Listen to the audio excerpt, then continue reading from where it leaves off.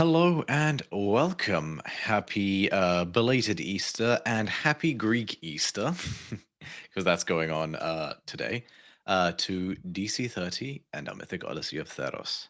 D&D with an ancient Greek spin. I am your Dungeon Master, Romeo, and I am joined tonight by Tamara, Rebecca, Morse, and Ali. Virla and Violet both will be joining us a little bit later. Virla has her Bridges and Brigands game going on, and Violet is celebrating Greek Easter, but hopefully will be with us by 8 p.m. Nice.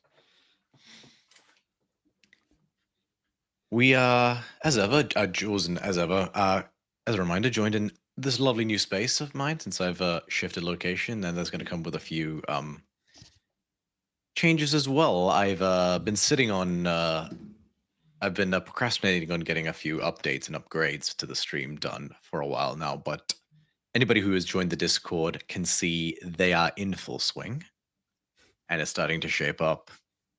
New title sequence, baby. It's on the horizon. Watch this space. And a couple other secret stuff that still is in the workings, but shall be announced soon. This is a secret even to my players. And that is all I'll say for the moment. All right. Keep your secrets then. Those are the main announcements I have. Unless anybody of you guys have anything new going on, anything you want to announce or share about, in that case, let's kick it off with tonight's episode of A Mythic Odyssey of Theros.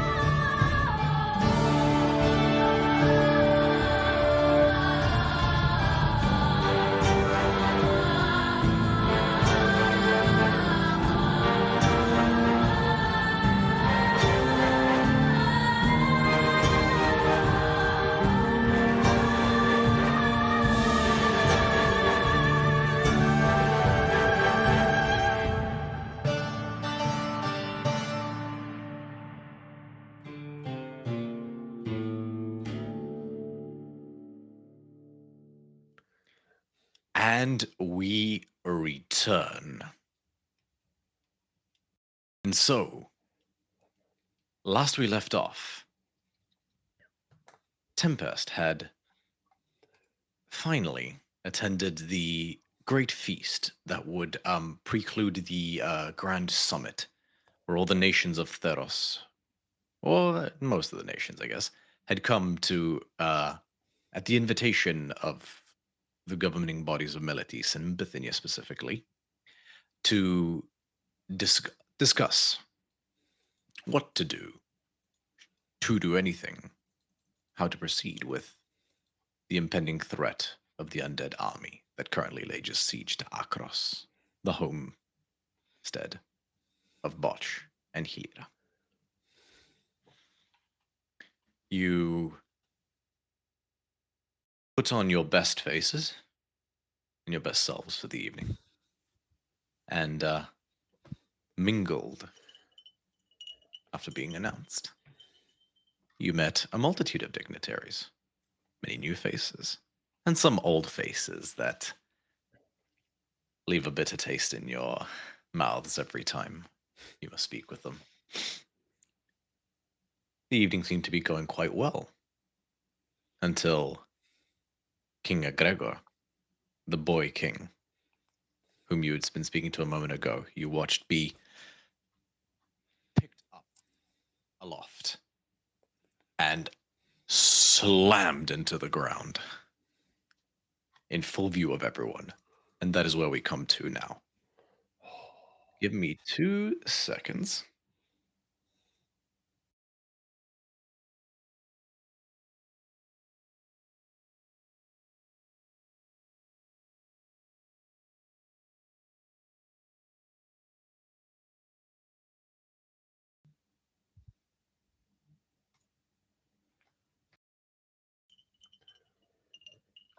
At some point, I'll fix that. How's that ambience? Not too loud? It's good. Okay. So, you've watched a Gregor. You know, he's a sturdy young lad, but he's only 16. Almost by levitation. And then a second later, boom! With as if he'd fallen from 100 feet, just slammed into the ground, his head smack against the concrete. You hear bones break. He is immediately unconscious. Before his limb Can raised Xanthia again.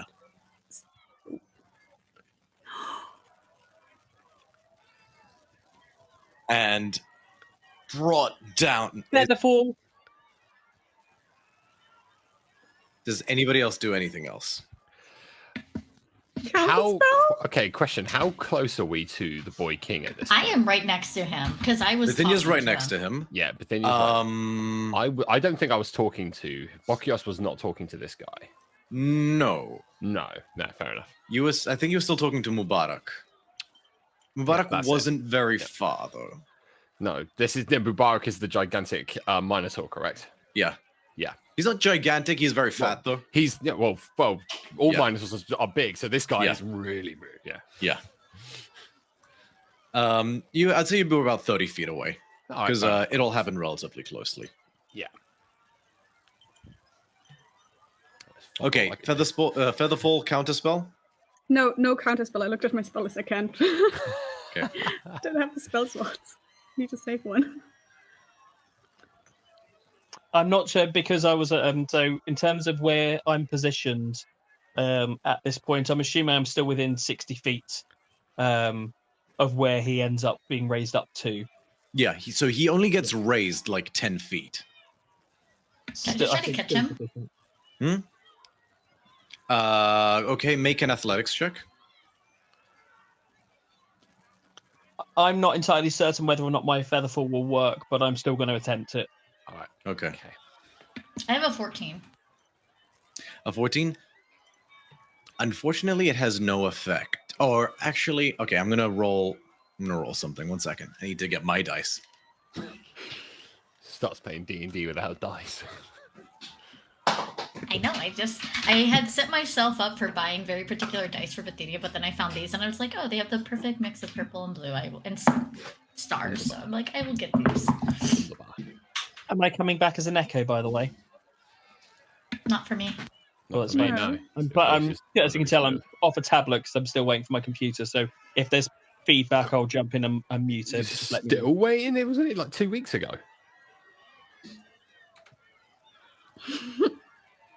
Yay! Yay! I'm realizing how I have no life outside of my computer. It's pretty sad. No. I mean, who does?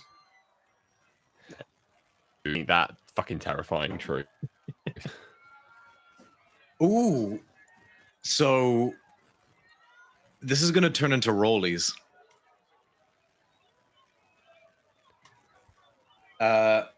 So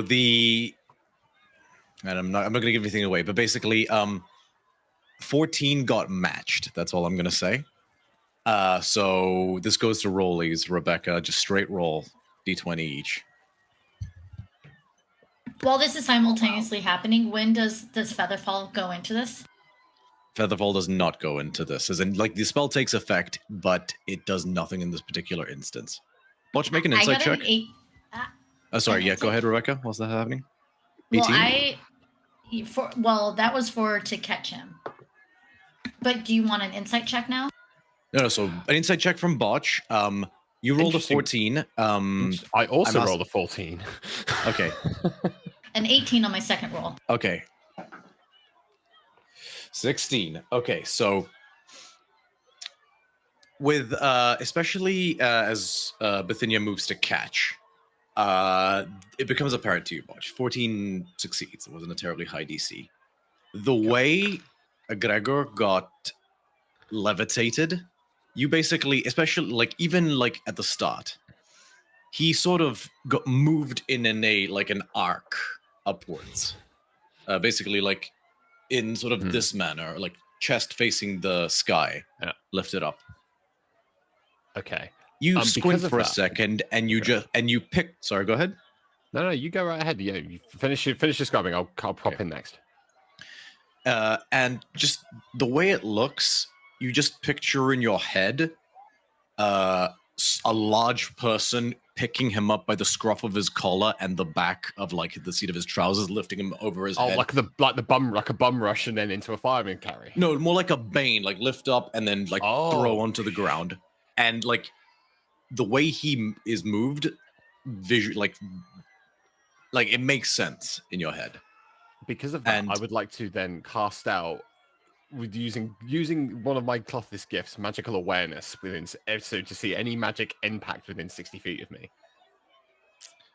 We'll get to that in just a second, just to resolve the So, Bithynia, you succeed. You are not able to stop him from hitting the ground because he is not falling. You feel force, like someone is like literally pushing, or something is literally pushing and slamming him onto the ground, bigger and stronger than you. So you don't so much catch him as you basically break his fall with yourself. I'll say you take 2 points of bludgeon damage, but because of that, instead of being killed instantly, because the damage would have...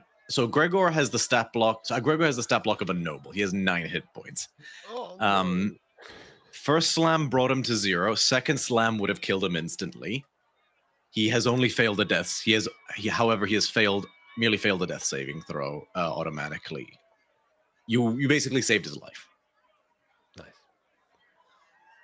And Bakios, you. This is interesting, actually. The exact wording of the spell? Correct. As an action, you open your the feat. As an action, you can open your awareness to the presence of concentrated magic until the end of your next turn, so 6 seconds. You know the location of any spell or magic item within 60 feet of you that isn't behind total cover. When you sense a spell, you know what school of magic it belongs to. Okay. So is any magic currently happening in front of me? Yes. So I am gonna say you pick up like there's a sort of like a faint yellow aura in a circle on the ground behind Gregor. Okay. It is conjuration magic. Okay, thank you. Okay. At this point, we're gonna get into initiative. This creature got a surprise round, but did not succeed in killing Gregor. But now you guys are aware of what's happening. I'll say at this point as well, Bithynia, you hear a sound beside you, and you just see Couplet hissing in the direction of Gregor, or like behind him. Okay. Alrighty.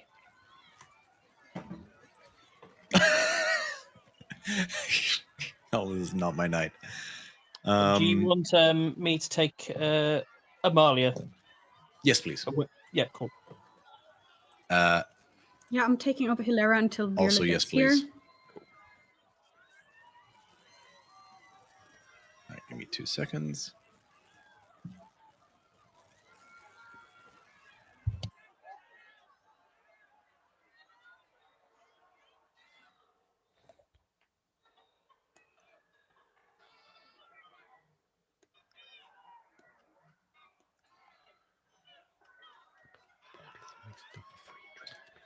Okay. Cool. 25 to 20. 22 for Scotinos. 22 for Scotinos. Very nice. What? 22. Did anybody else say anything then? I wasn't looking at the camera. I wasn't looking at... Okay, cool. 20 to 15. 16 for Botch. 16 for Amalia. Hilera got 19. Excellent. What is Amalia's dex score? Do we know? I'm pretty sure Botch's is Yeah, higher. I've got a bit. Most likely yours is higher. Dex bonus is +2.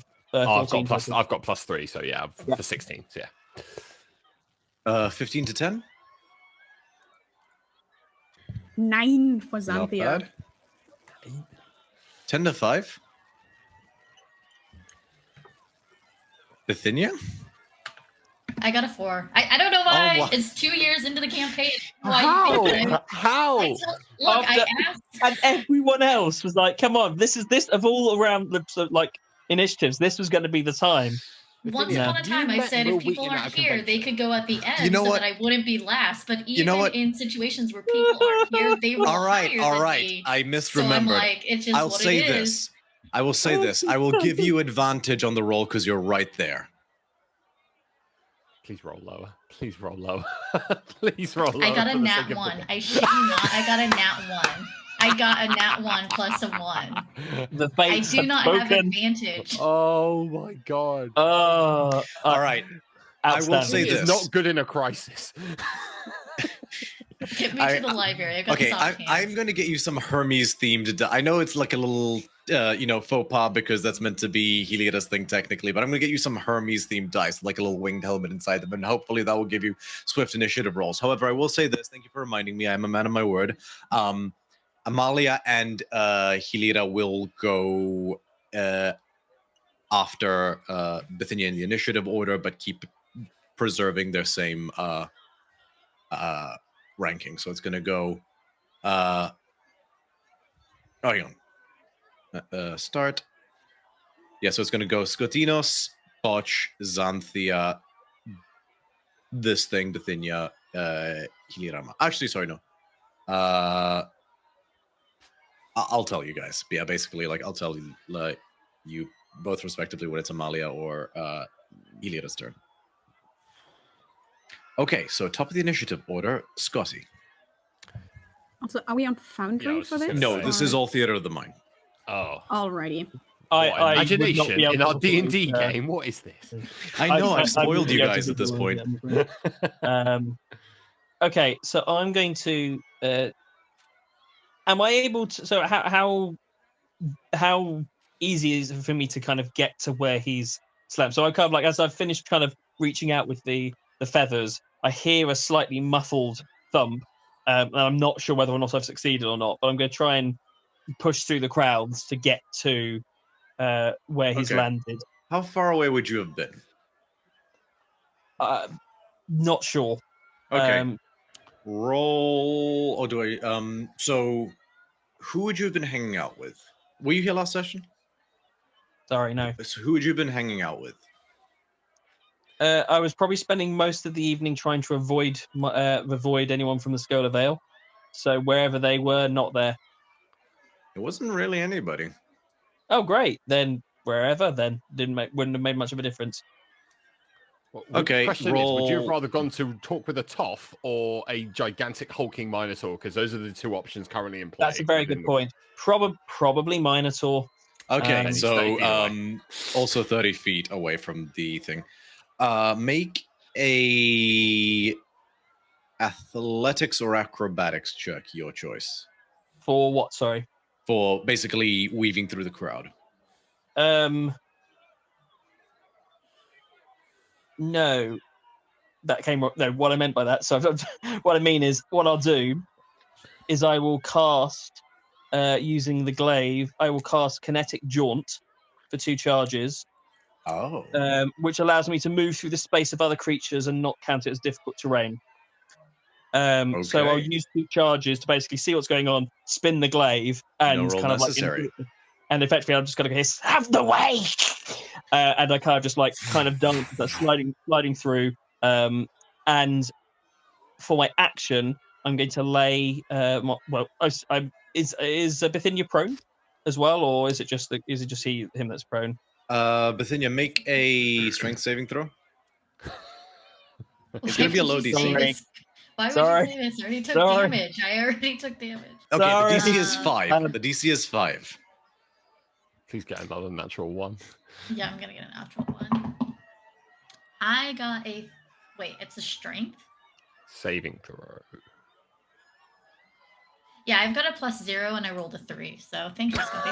Xanthia, how far away were you? I think probably pretty close. Do you want me to roll like a luck check to see if I'm within? I'll 10 say feet? yes. Just roll a d20. Bithynia, you can't roll that dice anymore. Rolled a tonight. 10. That's it. I told you, It's like 4 rolls below a 5 in a row.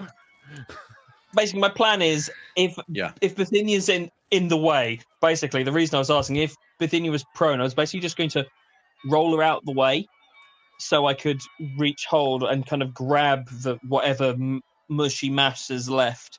And if he's alive, use an instance of Farrakha's Balm to heal him.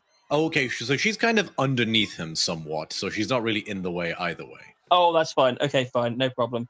Then let me just roll. And yes, I will say, unfortunately, you are prone, Bithynia, but fortunately or unfortunately, depending on what you think about it, it's you're right in the action, so... exactly where a warlock who has no armor wants to be. Let's go. You're the one who rushed up to catch him. I was standing next to him when the encounter began. All right. 8. He heals 8 hit points, which actually brings him to a good point. Comes back to consciousness. And he basically comes over to me, kind of like basically with me leaning over, kind of clutching his chest. The nail in a little bit tighter than the normal, with the eyes kind of not glowing, but a little bit more there as well. Kind of holding the glaive, going, "Nap time's over. Get out of the way." And I will use the rest of my move. I don't know where this creature is, so I will finish my turn looking to see where the thing is that did the thing. Okay. Make a perception check.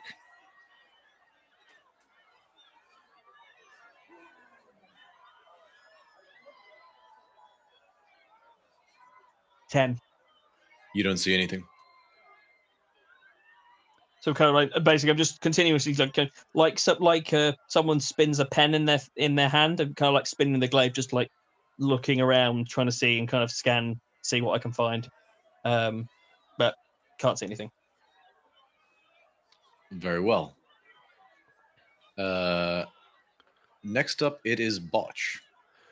Okay, quick question about Scottinos's really cunning movement thing he used. Does that physically move people out of the way, or does that allow him to be super sly and just like dart in and out of It turns him into a Cirque du Soleil dancer, basically, or like a Warhammer 40k Harlequin. Like, yeah, I can move through other people's spaces as basically, I gain the property to move through other people's spaces without penalty. So he's basically, you watch him bob and like a ballet almost, like bob and weave and sort of like 12 people out of the way. Like one point he rolls over someone's back.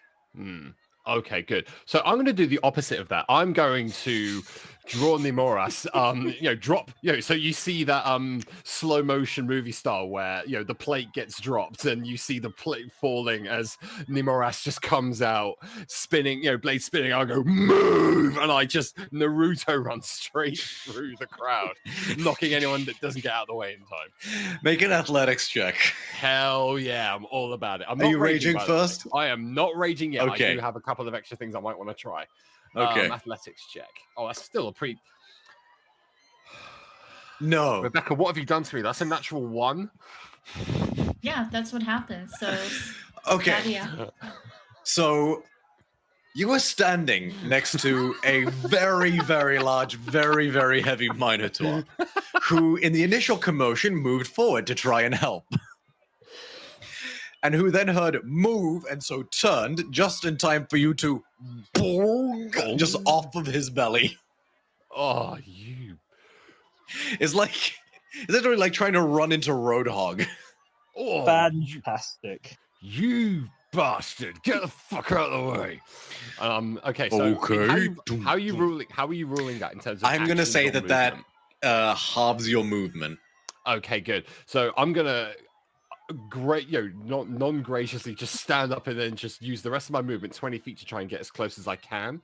I'm also then going to burn my action to dash to get there. Okay. I'm going to try and hop over the forms of the boy king, Scotinos, and Bithynia to where I can still see that yellow circle burnt into the floor. And I'm gonna get ready. I know I've got nothing left to do anything, but I'm getting ready to just plunge both Nemorasses straight into where I can see this thing on the floor, or close to it as possible. So that's my turn, just to get there. Mm-hmm. And you do.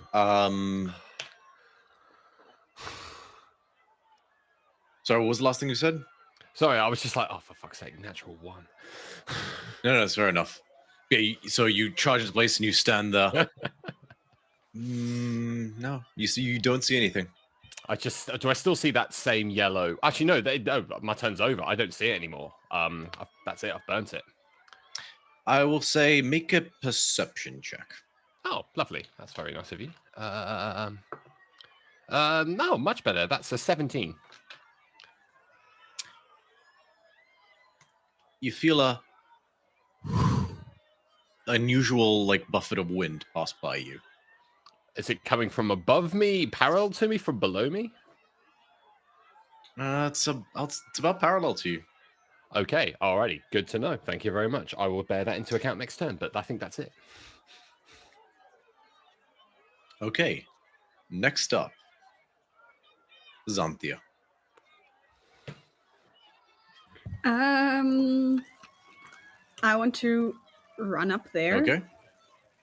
Right to my friends. Make an athletics or acrobatics check to athletics or acrobatics. Athletics. You got the belt now. Without a doubt. Yeah, you do. Yeah, that's an 18. Natural 18? 11 plus Okay. 7. You just like these like metal bronze like claps, just pow, pow, like you just like barrel through out of the way of people. Yeah, you're made of metal now. You're good. So cool. Then, as a bonus action, I would first like to cast Sanctuary on Egregor. Okay. Just to help him out a little bit. And then for my action, so is perception check just full action or is that a free thing? You can do it as a free thing. It will affect the DC. Oh god. Okay, then perception is crap. No, I'm gonna use Divine Sense in that case. As an action to see what's the description again. I can detect good and evil until the end of my next turn. I can sense anything affected by the Hallow spell, or know the location of any celestial fiend, undead, or celestial within 60 feet. Remind me again. Sorry, which ones it is? The creature types. Celestial, fiend, or undead, and I can register the presence of strong evil on my senses, like a noxious odor or a powerful good, like heavenly music. You do not pick up anything. Okay. So I'm running up there, cast a spell, and then I'm like, I don't know. That's my turn. What were the things that you checked for? Celestial, fiend, undead, or strong evil, strong good. That's politicians. They're a different type of evil. True that. Okay. Next up, it is this thing's turn. What's the save on Sanctuary? 17. Wisdom. Yeah. I think. Fails. Yeah. It can select a new target, though, right? Yep. Okay. You got close, Anthea? I'm right there. So it's with its first attack, it's going to select you. Cool beans. I'm pretty sure a whopping total of 11 does not hit. Just misses. Second attack, it's going to swing for Gregor again. That is a no on the wisdom saving throw. So it's going to swing for you. 12. No, 13. No. Right, that's this thing's turn. Do we know? Can I just quickly ask a question? Are we aware of the creature failing the wisdom check and having to choose another target? Do we see any? No. What do we kind of see that happens? All you see is Xanthia basically seem to like get walloped. Like she tanks the hit. Like so she's looking for it, and she's in a guarded stance, so she's ready. But like Xanthia, you feel like it feels like some great force is trying to slam down on your head, and you like basically parry without motion. But then you guys watch as Xanthia's like bang, bang. She is resisting an attack of some kind from something. Just as a point of order, and I do apologize, fellow players, but I'm a stickler for this one. We're a party. Did any of us bring our armor and shields? Xanthia did. That's fair enough. Yeah, I'm just this is for me a real stickler. But if you've not, I've not got my armor on, so I'm not going to be using it this fight. I have no armor, so I am good. Yeah, that's fair. I've got mage armor, so there you go. Perfectly. But I'm just making a point. I will not be using my armor this game. Fair play. I appreciate your diligence. I believe the description that was given when Amalia was given your bit botch was that she tied some of it to her armor. Is that correct? Absolutely. So she has hers on as well. She has hers on. Yeah, that's fair enough. Oh, yeah, no, Amalia came in full plate and everything. Oh, she hell made no. Yeah. And it's a very Amalia thing to do. I'm going to assume everybody with a piece of divinity would have brought it to show it off. Oh yeah. As for Hilira, I believe she wasn't wearing her armor. No. I don't think so, but I'm not 100%. Yeah, no, because she put on an outfit of some kind. Yeah, because she had the dress that defeated modified. Okay, good to know. Thank you for that. Bithynia, it's your turn. So I still don't know. Like, we don't see this thing. We just know it's like this. You don't see this thing. You do hear couplet again. Just in a general direction. In the general direction behind a Gregor. Gotcha. Is there anybody, because he had guards standing around him, what's like the general vicinity? Because I feel like I would, while I want to like mind spike a bitch, actually what I really want to do is Arms of Hadar someone, but the guards are prone on the ground. They basically, the initial slam kind of sent them scattering slightly. Can I like try to drag him out of the way? A Gregor? Yeah. Just try to like get him. You could certainly try. It will take your action. That's fine. I'd rather just try to like get him away from whatever's going on or wherever things are. It's just somewhere that's like whatever movement distance I can get him. Okay. It will be at half. This is a point. So you are prone. So if you were to stand up, and standing up would you take half your movement, and because you're dragging another person, you'd be moving at half speed, so you could only move 5 feet. I'm just giving you a heads up about that. So you could try shove him. Was I prone because he was unconscious? You were prone because you tried to catch him and basically broke his fall and rolled the way you did on the saving throw. Well, I'll take 5 feet. If I can get 5 feet, it's better than nothing. So he's from like, canonically, he's like from where I'm from. So I would try to protect him. If I can only go 5 feet, I would try to put up anything that would protect him, which is okay, cool. out of the way. You are able to move him 5 feet and interpose yourself between him and the general direction of where the attacks were coming from. Yeah, and now just double check one quick thing. Sorry, no, continue. I'm just checking something in the background.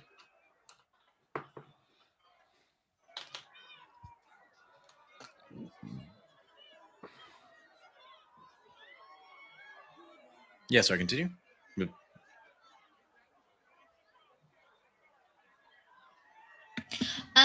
How does Misty Step work with that? You couldn't bring him with you. That's Dimension Door. Okay. You can bounce, but just yourself. Oh, that's a point. Okay, sure. I would let you Misty Step into an upright position. Therefore, that would negate the effects of prone. Basically, spend your bonus action, cast Misty Step into a standing position, and you could drag him a total of 15 feet. I think that would be better. Yeah. I'd appreciate it. Okay. Yeah. Good. No, it was a good idea, and yeah, absolutely, I'll allow that. So yeah, you're able to drag him about. You basically, in the most Bithynia thing ever, you're like standing up myself. Fuck no, and you just teleport into a standing position. Just teleport standing. Yeah. That's the D&D magical fight equivalent of like ordering takeout from a place that's like 1 block away. Like downstairs in your building. Yeah. Like I have totally done that many a time. Yeah. Okay, I'll mark that off. Yeah. Cool. You get 1 free casting of it, I believe. So you still have all your spell slots, but just good looking out. Cool. That brings us to Hilira would be next. Okay. Hilira will try to cast Guiding Bolt in the direction where she assumes the thing is, because according to the spell's description, you don't have to see the target. It's like any other creature, like any other attack roll thing. She can make an attack roll with disadvantage. Yeah. Yikes! That's a 12. 12 misses, unfortunately. Roll a d20. Let's see. That's cocked. That's Cool. 14. The guiding bolt just goes wide and just out into the night, not hitting one of the bystanders. Don't worry, the DC was 2. Okay, do I have anything? Bonus action? Not really. I think Hilira will also, just knowing herself, just run straight into danger, so she's with the rest of the party. Very good. And probably position herself so she's kind of like in front of Bithynia, or like where Bithynia was, just to put like another layer of human protection between Bithynia and Gregor and that thing. Perfect. That brings us to Amalia. Amalia has no idea what's going on, really. So we'll shove herself in the direction of where things are, because she doesn't know what's going on. At this stage, we have no vision at all of. Let's see if she got anything that we can use.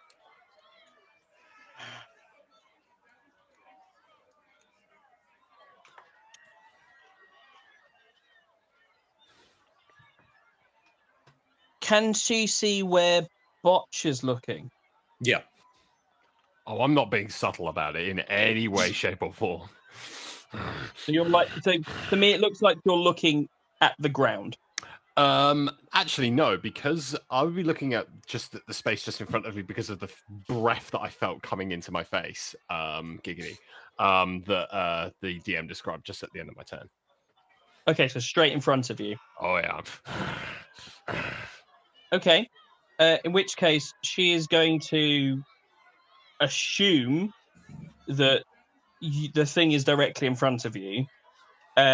Summon an echo 10 feet in front to effectively sandwich whatever's there, and then start hacking at the air to see if she can get hold of anything. Make 3 attack rolls with disadvantage. With gusto and pleasure. I need to swap over to this one. Right, so I'll just go get her numbers, and then I can swap over to do the dice roll. So her attacks are at... Sorry. They're at a plus 12? Fuck, no. Okay. Plus 2 Great Axe. True. Plus 12. Plus flanking is +2 rather than Correct. Oh well, because So is it +2, or is it in the same way that when you get advantages and disadvantages, they cancel themselves out? Do you want it to be a flat rule? +2 at disadvantage. Got it. Okay, so first one is a 23 to hit. Hits. Okay, I'm gonna do all of them because Makes sense. do all of them first. Next one, 16. 16 hits. Okay, so long as I don't get a natural 1, she will hit then, which is good because that was a 2 plus 14, and then the third one hits. So she cleaves in like no one's business for 3 hits. 21. Sorry. 1, 2, 3. That is 32 points of slashing damage. Damn. As she screams, "What is this?" Okay, so to all of you, you just saw Amalia swing wildly in the air at nothing. Amalia feels the air become resistant. Like it goes from like swinging into air into like swinging through like cottage cheese. But like only in a specific area. Like it get like resistance and then resistance. There's something there, something that like the axe found purchase, but it's amorphous. It is just the best way to sort of the air got thicker in a specific area, and that's it. Okay. Around me, like how pristine is the floor? You know what? No, actually, better yet. Action surge. Oh, She's going to rip off Botch's outfit bit and try and throw it on top of them. Oh. Okay.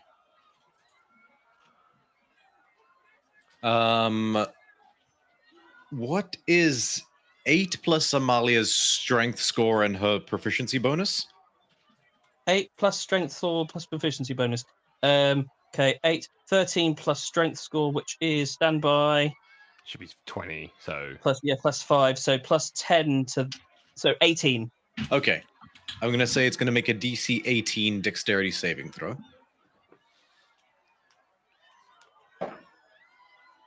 Natural 3. Nice. She throws her cloak and it seems to, like, as if buffeted by wind, be suspended in the air in a vague, sort of shape. It's there just...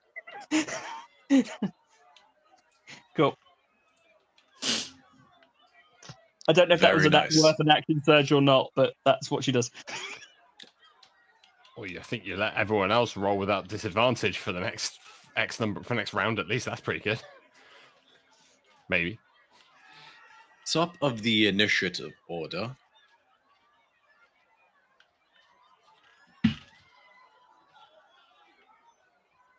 Mubarak is going to move into position. He basically barrels forward slightly. He doesn't have his weapons or anything like that on him, but you do watch him basically reach into a component pouch and like slap a few different things together. He basically pulls out this sort of mustard yellow rock, which he quickly grinds into a powder and then pours a blue liquid over the top of it. Adds a few other things, shakes it into this little bag before... well, it's not so much a bag, it's a little terracotta jar about this big. Strikes a piece of flint and it explodes in the air above the where the cloak is. But rather than like a big bang, it's and like this sort of like phosphorus style pink, sort of slightly magenta-colored flare fire as he casts Fairy Fire. Just settles down, like white phosphorus raining, although obviously much less gruesome. And just like it, like pixie dust settles down. Dexterity saving throw. Natural 4. And it's funny. In a specific section, as if like a backlight finally bringing something into focus, you see the buffeting form of a kind of, it's like an amorphous silhouette of some form of an air elemental. Only it seems twisted, with these sort of long, grasping, strong-clawed hands. These like this contorted, these like narrowed, circular cyclones that are spinning here, only visible because of the sort of fairy fire. It's like, you know, pouring ink into water. It's that's sort of what makes it show up. It's like this, like a nightmarish air elemental.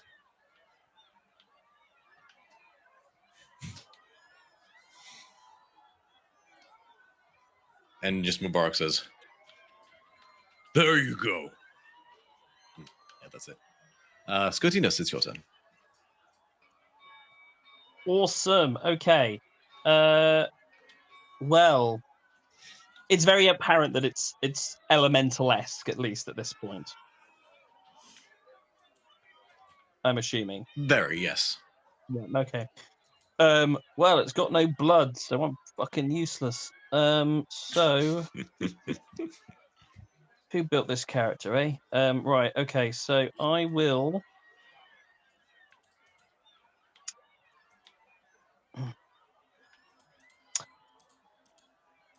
at the moment, because I'm not entirely certain what's going on with this this elemental, I don't think I'm going to be able to do a great deal of damage to it with what I have. And just to see whether, and also because I think that's going to. So what I'm going to do is I'm going to go over to where Virginia's kind of started taking, what was his name? Sorry, Egregor out, and I'm going to kind of like take over that role. So I'll move over there because I've still got my buff up to prevent me having issues kind of moving through. I'll still be at half speed, but I'll do my action and action to dash while taking him, and basically my aim is to kind of get him away from this area, like a good distance out of this. Okay. If the guards are started to rally, I'm going to start bringing him to kind of where the guards are.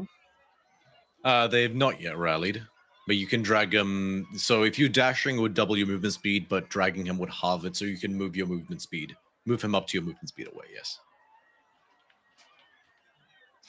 So 45 feet, yeah? Yep. Yeah, so I'm going to take him 45 feet somewhere in to get safer. Yeah, that's all. That'll be it, really. Other than that, I'm just kind of keeping an eye out. My expectation is Scotty is expecting more of these things to appear at some point. It's not sure, so he's gonna assume that Botch and Amalia have the windy wind, and we'll kind of just keep an eye out to see if there's anything else that comes up. Okay. Botch, it's your turn. Right. So, after seeing this thing bathed in the fairy fire cast by our very corpulent Minotaur friend, I'm not gonna rage just yet. Just give it a minute. I'm gonna make my first attack against this guy with Nemoras, if that's okay. Very well. Ooh, very nice. That's gonna be a 25 to hit, sir. 25 definitely hits. Thank you. Okay, let's get my D6s. Oh, fuck. That's going to be 6 points of slashing damage. I rolled a 1 and a 2 plus 3. Unfortunate. Oh, yeah. Plus 3. Oh, no, plus 6. I do apologize. So, 9. Is that including your barbarian damage and everything? I'm not raging. Oh, right. Double A. Otherwise, that'd be a lot higher. Yeah. So yeah, 9 points of slashing damage. Oops, I did a thing. Let me quickly fix it. Yeah, sorry, I accidentally did a thing. 9 damage. Okay. Okay, and my next attack. Oh, very nice. 16. 16 does hit. Nice. Okay, let's roll again. Oh, much better now. Okay, I rolled double sixes. That's the full 18 points of slashing damage. Nice. That one does a lot more. Shing, shing. Again, you would expect almost, based off the way this creature is behaving, that the swords would just pass through it harmlessly.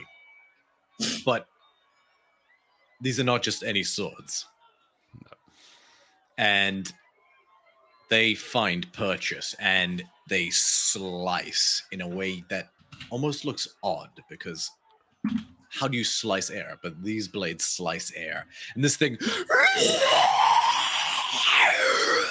it shrieks. Is there any blood on my blades at all? No. Oh, okay, alrighty. It's a bit like the same vibes as when in Return of the King, Aragorn like blocks the ghost's sword. It's like, what? I've summoned you to fulfill your oath. Okay, good. That line was broken. In that case, it has been remade. In that case, then, I would like to say, come on then, you pussy-ass bitch. Get out of the shadows and fight me like a real man, cunt. And that'll be my turn. He just responds. Okay, I'm assuming I don't understand that, as I only speak Celestial, Common, and Leonin. Correct. Okay, Xanthia, you understand it. Do Yes. I understand it? Say. Ah. I don't want to know. Type it. Type it. I want to know. I don't know how you want to do that, but yeah. I'll message you quickly to Xanthia. Nice. Okay.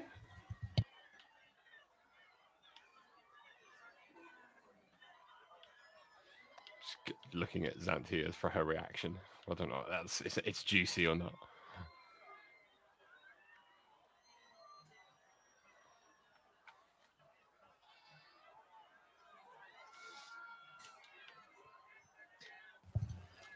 Xanthia just frowns. Interesting. Speaking of, it is Xanthia's turn. Okay. In response to hearing this very nice thing that Mr. Air Elemental has to say, she's gonna try to stab him. Is a bit squirrely. Let me just make sure the door is open. I feel like the productivity in this game of D&D is about to take a sharp dive. Trying to get out. She's only 7 months, so she's still a bit squirrely. Baby. But that is the inner Amalia now. So- That is Amalia Light. Yeah. Okay, does A 30 does hit. DC30, let's go. We definitely need to DC30, update the let's name go. That because was the that's first clearly no attack. longer no longer the challenge it used to be. And second attack would be an Both hit. 18. Cool beans. Let me roll damage.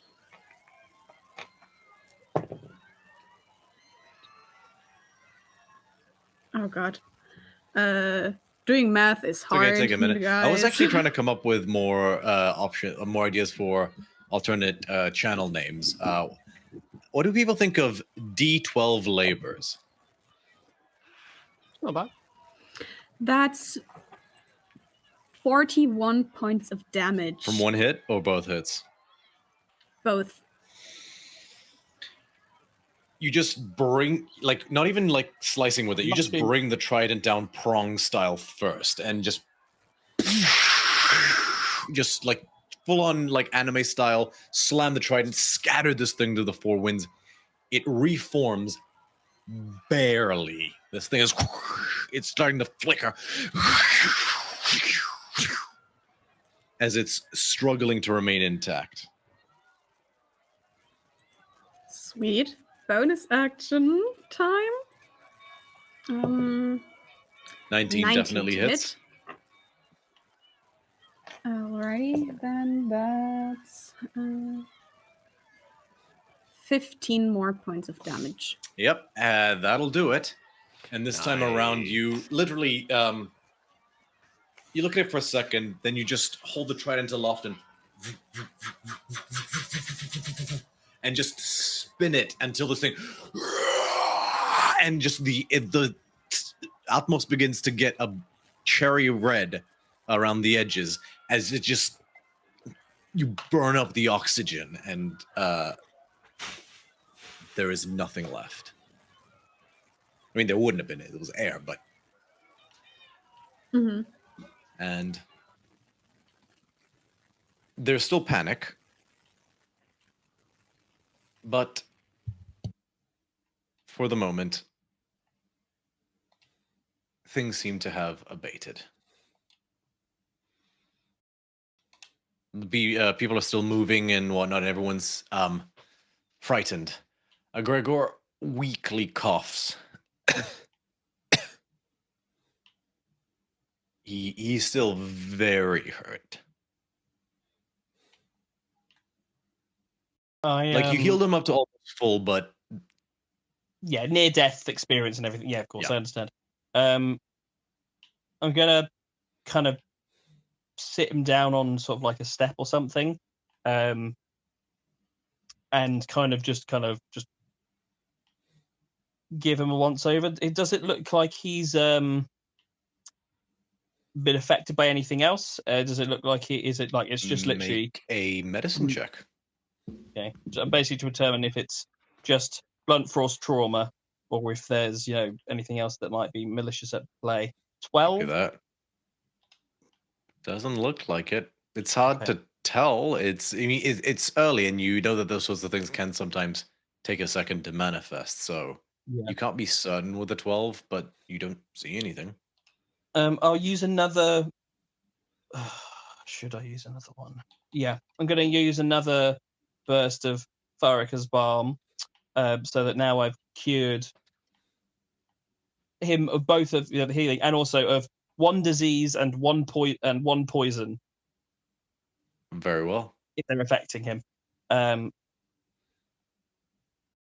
I'm just going to stay with him. I'm not going to say anything at the moment. But I'm kind of now, as my kinetic jaunt is starting to fade, I'm kind of just standing next to him, kind of like almost like a guard, like a bodyguard.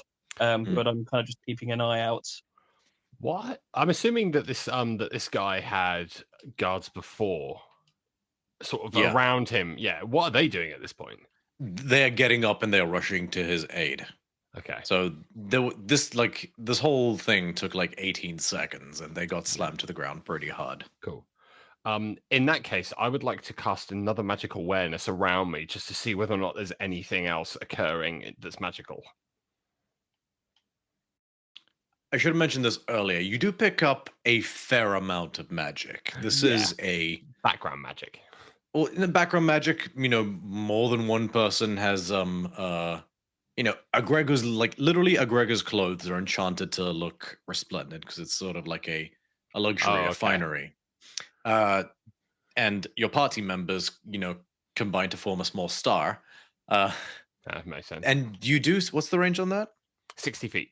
You see more than a few other individuals have just throughout magic items on them. You see different schools of magic. There's one guy in particular just is magic in general. Interesting. Okay. What is it you detect? Sorry, how does it work? What is the wording? It's just you detect a spell or a magic item, and I know what school of magic it is. Okay, so you detect abjuration magic on this one particular individual. You see an exact same aura on Bithynia. You know it to be mage armor. Yeah. This is a guy who has this sort of like slightly caramel auburn hair that is sort of like a curly little bob shock. He runs up to Gregor, my king.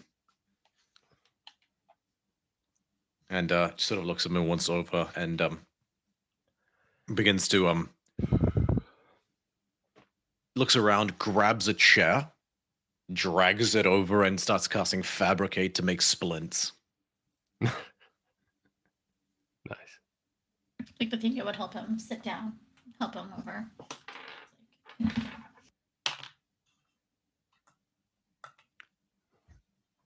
You do you know Fabricate? Me? Yeah, the spell. I don't think so. He's using a spell to reshape raw materials, wood in this case, into like a different shape. Mm-hmm. Yeah. So how do you help him? I'm helping the king sit down as okay. the chairs yeah, cool. forming, like she's helping the king sit down. Understood. Yeah. Yeah, you basically you help him sit up and you hold the stuff in position while this guy crafts these splints. Are you all right, my liege? I think so. And he looks like he's gonna start crying because like he's very scared and very traumatized. Kind of leaning over to Bithynia, and as I do, I think this is at this point the kinetic jaunt fades. So I kind of lean into what looks like a creepy lean that then kind of becomes just normally me. So it goes. So is now the time we go? Look what's going on. This is why you need to. Is this like an all is lost moment, or like I'm not really sure how this whole politics is, but this feels like it's a good moment for something, but I don't know what. You do hear a gallop start to, like the gallop of hoofs on the concrete, and you turn to see Petty Sophia just rushing over. Bithynia, what has transpired here? No, she's holding on to the king. I'm not entirely certain she'll motion to Tempest. It seems that there's something elemental in design that decided to target the king here. It doesn't seem that anyone else was necessarily impacted, but he lived, and I don't know more than that.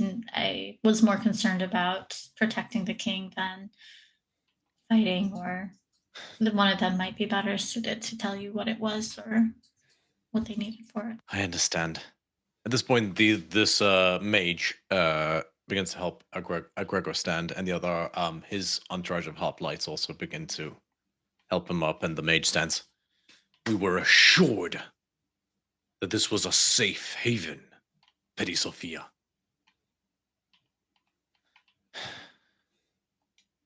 Yet attackers threaten the very life of the king. What is the meaning of this? And he says it quite loudly, like he's in, like, a few people stop and stare.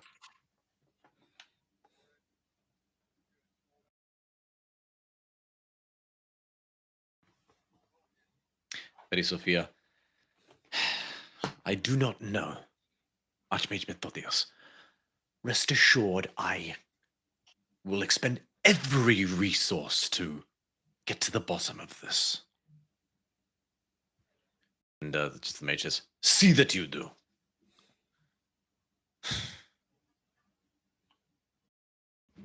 Just like loudly proclaims. You can't even protect your own guests, yet you expect us to. You expect to command our armies. Spits on the ground. And then Gregor is escorted away. And you hear like a scatter of chatter, like a few, like I agree. How do we know this was not orchestrated? Bring us all in one place. Somewhere else is like, Meletis' arrogance knows no bounds. And like, there's just like a little bit of a little whisper thing of just starting to happen with of the like different, you spot different dignitaries that seem to be chiming in. No one is safe. Stuff like that. Sorry, continue. So I think Bithynia would probably lean into Persifia and just say, you know, it's probably a good time to disband. I think that we'll be able to have better conversations tomorrow. Sophia claps her hands, waves her hand, and just thaumaturges her voice. Everyone, if you would like to vacate the Acropolis in a orderly fashion, our warriors will happily escort you to your various abodes and havens, and we will extend a triplicate watch over each and every one of your stays until further notice. Rest assured, every resource will be expended in getting to the bottom of this heinous act, and no further harm shall befall anyone.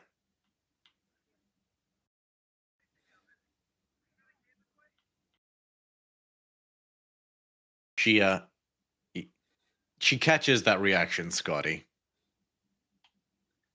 and she just says, after dismissing the thaumaturgy, they need a bold statement right now. This just shattered our credibility.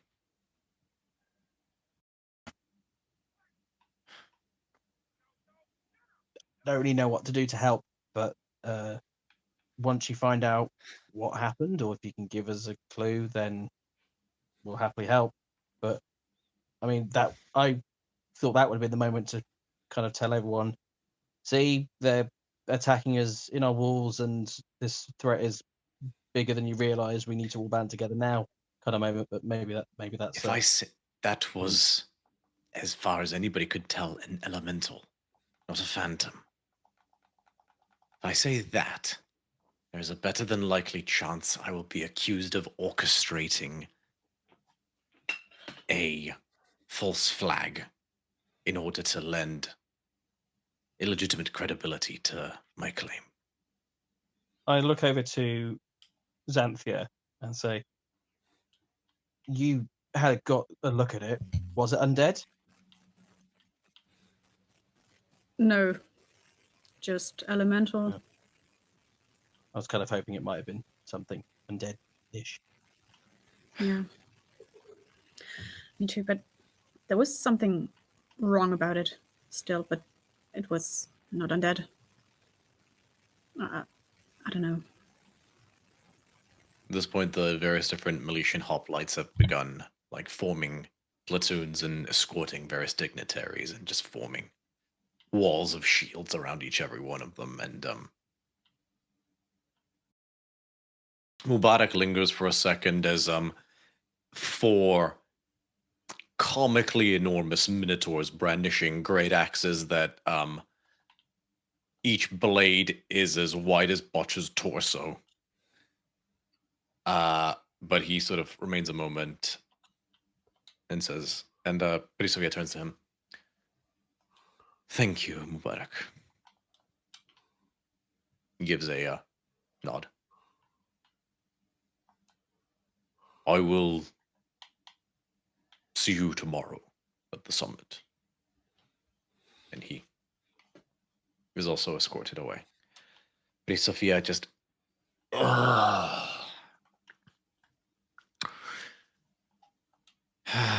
My problems are like hydras at the moment. Out of one head, 3 more grow in its place. I need a willow bark.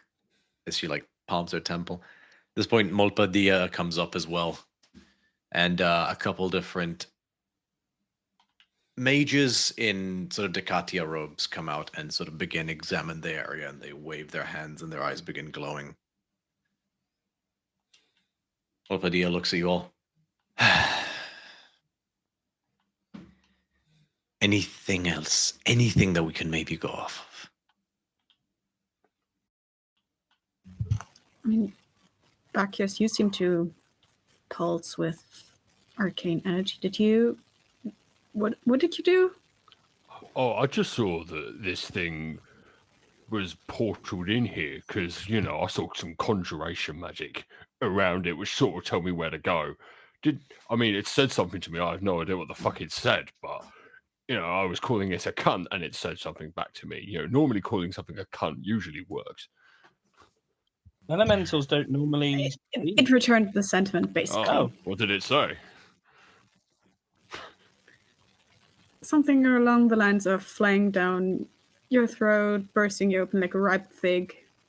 Was very graphic. Do elementals speak very often? I guess I just thought they never really talk much.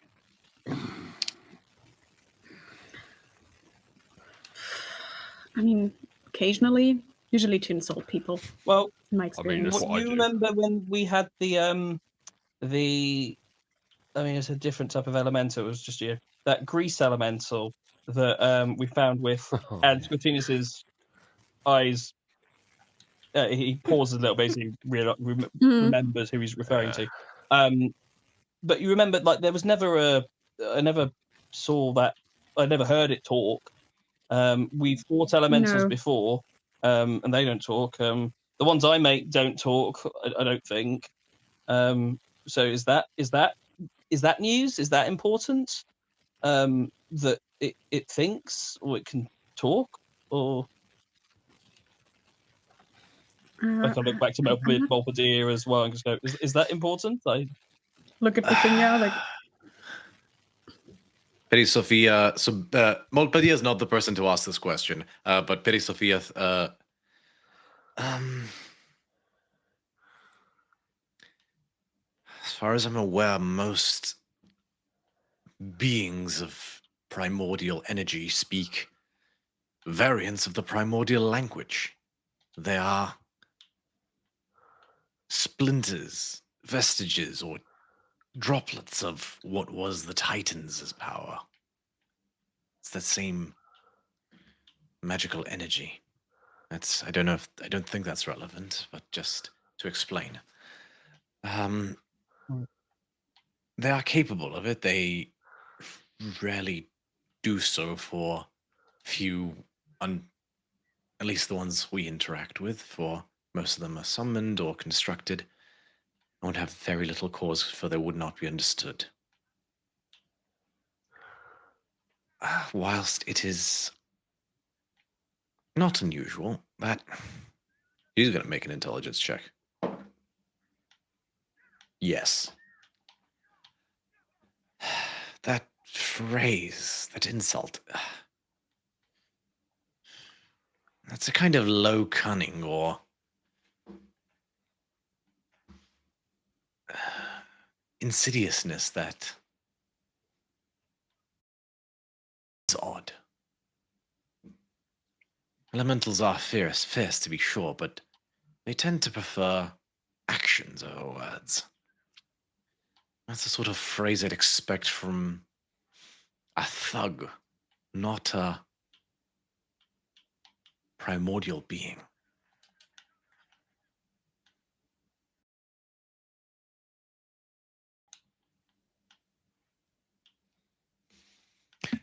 I do not know, truly.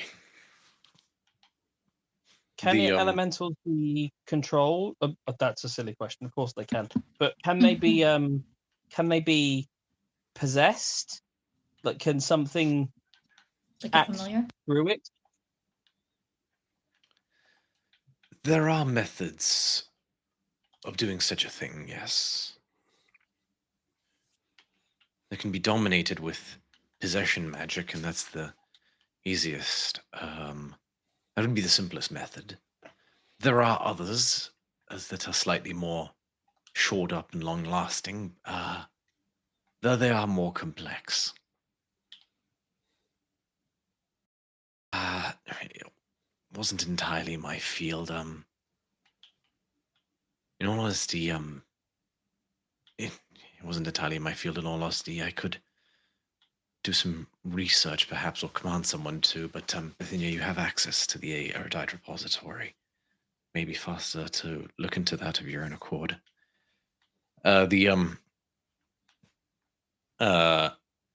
Two different Decatia individuals who are sort of wearing slightly more practical mage fatigues. One of them a satyr male, looks to be about his 40s, has a side sweep. What's up? It says, "We surveyed no enchantment magic, only faint traces of conjuration. There's nothing else to find there. I'm sorry, my lady." Fairy Sophia nods. "Search the entire area." And they nod and begin their work. Turns to the rest of you. Well, just I don't know if Yes, this is Scutinos? helpful or not. Well, we do have an oracle. We've got the oracle. Maybe this is a time to see if she can see something we can't. Enough of the new temple to Clothis has been constructed that she has been able to take up residence inside of it. By all means, seek her out. Be mindful that the evening is not so young, but we will search everything we can here. If you have any other instincts or thoughts, I would encourage you to pursue them. We need to cast as wide a net as possible. We cannot afford. We cannot afford any of this right now. Not with the summit tomorrow.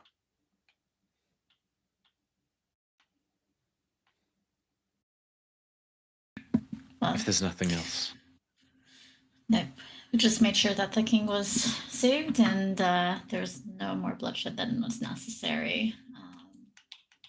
The only thing that I had that was out of place this evening that I can recall was a conversation I had with my uncle, who seemed to be a bit involved or... Cadmos. Yep. Seemed a bit chuffed with the situation and the position that he's received recently. He always was an oily turd.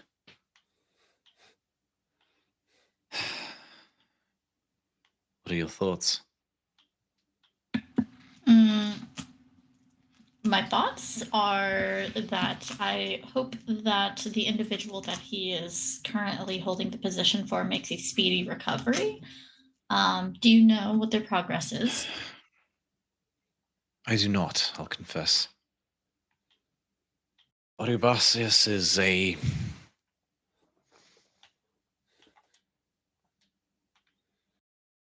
does not engage in the cleanest of living.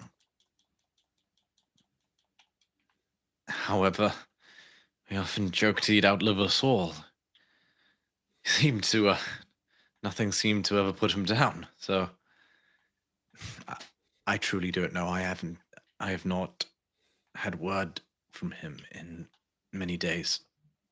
I've not even thought about it, to be honest. I've had far too much to do. I assumed he was resting. It's been 5 days. I'd be curious. Hey, welcome.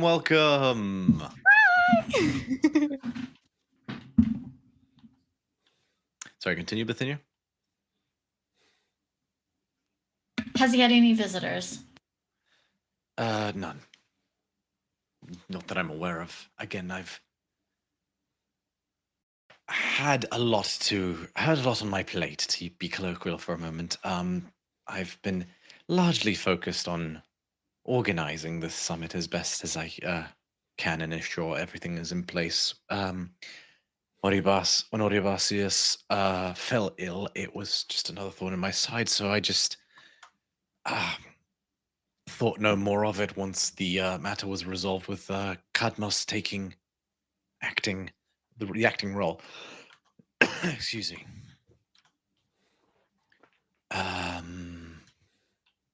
I'm sorry, Bithynia, I truly do not know that information. I can send a message to him and the morrow. I doubt he will be awake at this hour, but other than that, I'm not sure what else to suggest. I'd just be interested if he had any visitors leading up to falling ill. I'm just curious. It's a likely story that someone who leads a life of leisure, that they might be the ones to fall sick, but he's not young and spry. I'm not sure why it would be now, so soon to these important discussions, when he's never had issues like this before. So I'd just be curious. Perhaps you are right. I can reach out to him in the morrow. More than that, again,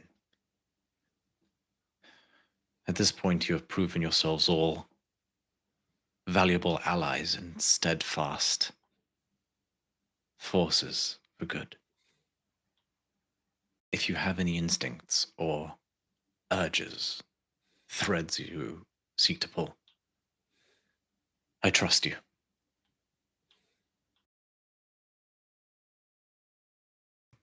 Well, thank you for coming in this evening. I appreciate it. It's unfortunate that it had to end the way that it did, but I look forward to tomorrow's negotiations.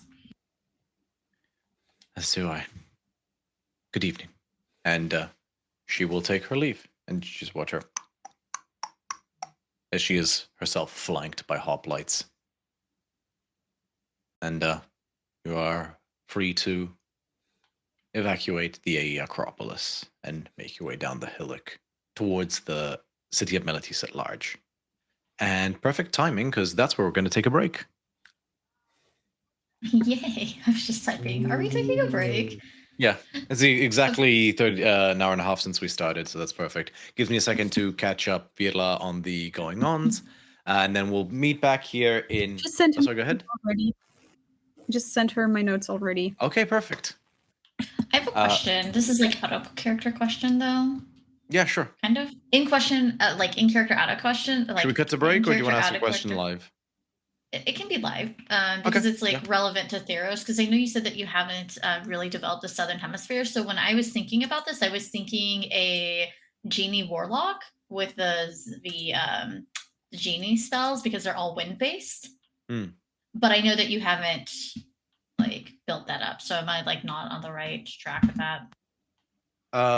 You saw a creature, not a humanoid. I'll say that.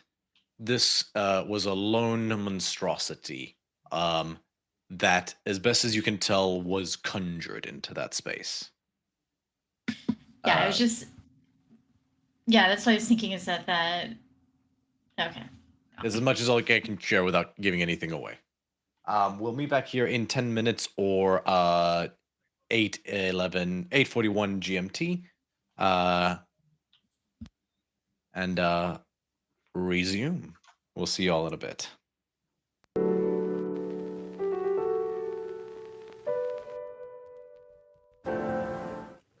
And we're back. Welcome, welcome. Ooh, I like this. Like, you guys got like a little spinny thing going on the stream in terms of like your layout. I like it. It's aesthetically pleasing. And we are joined by a lovely Vila. And we pick up where we left off. So, Tempest. The evening has played out in the way that it has. A dastardly, disgusting assassination attempt on the young King Gregor. And as you make your way out of the Agora, the evening is yours. What do you wish to do?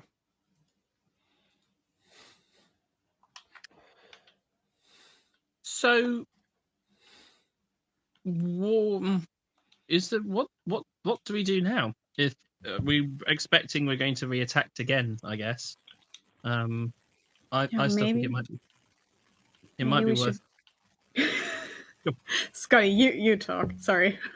Well, I'm floundering. I said I wasn't great in political scenarios, but I'm even less sure of what political things are now after that. And everything that happened beforehand and during and just all of it.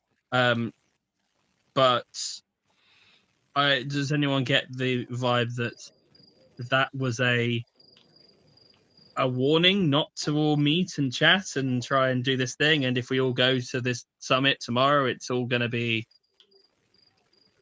So how do we defend that?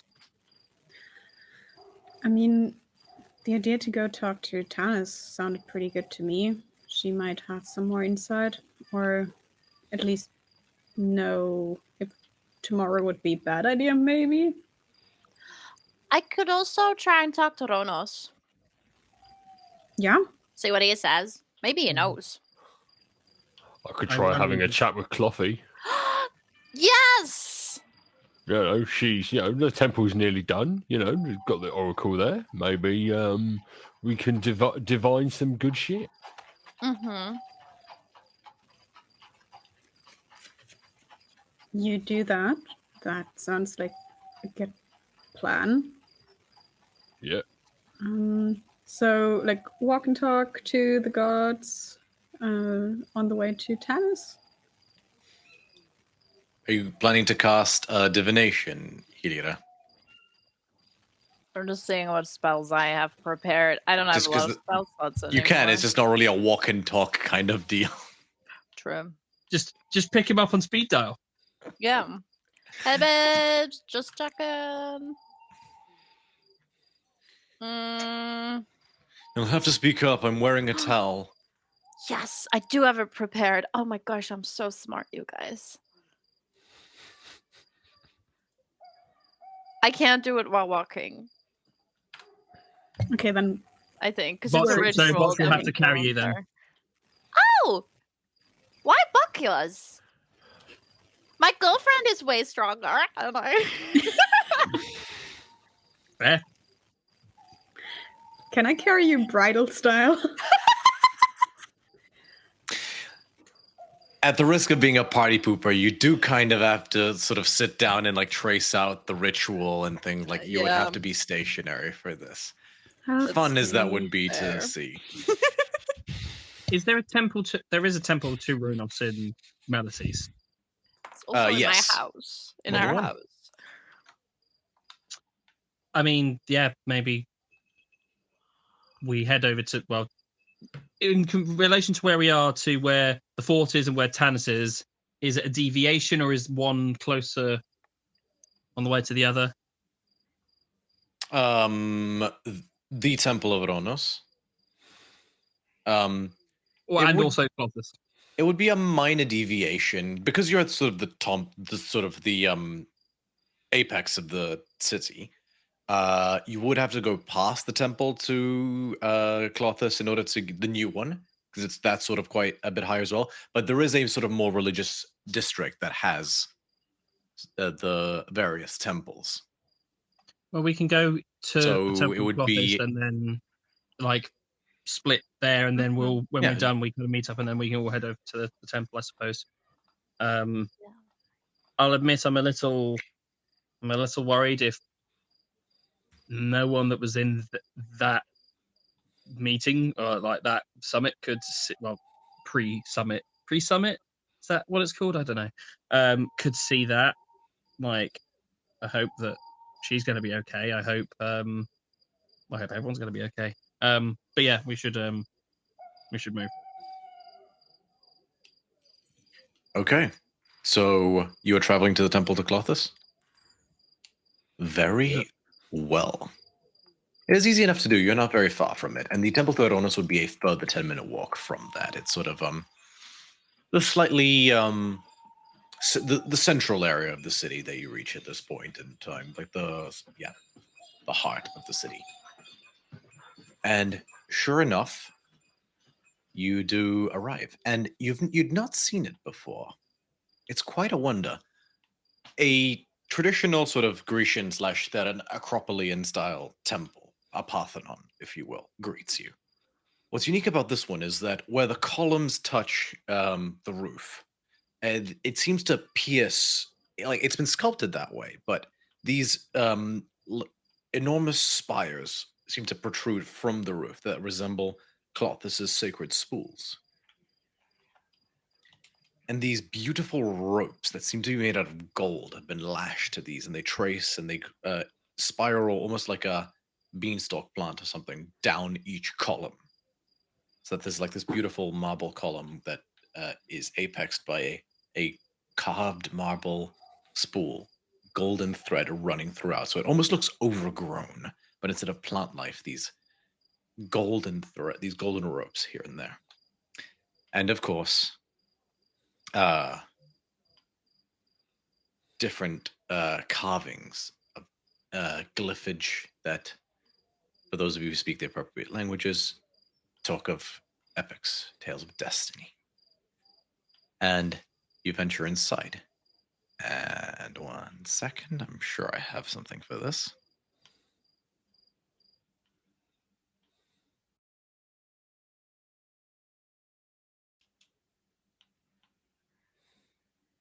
Let's just go with this one.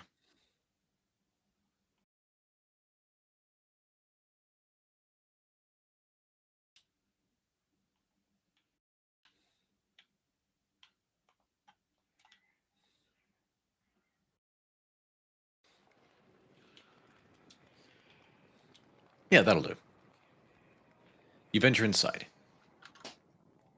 It's quiet. Very quiet. People don't generally come to pray at this particular hour. What are you doing?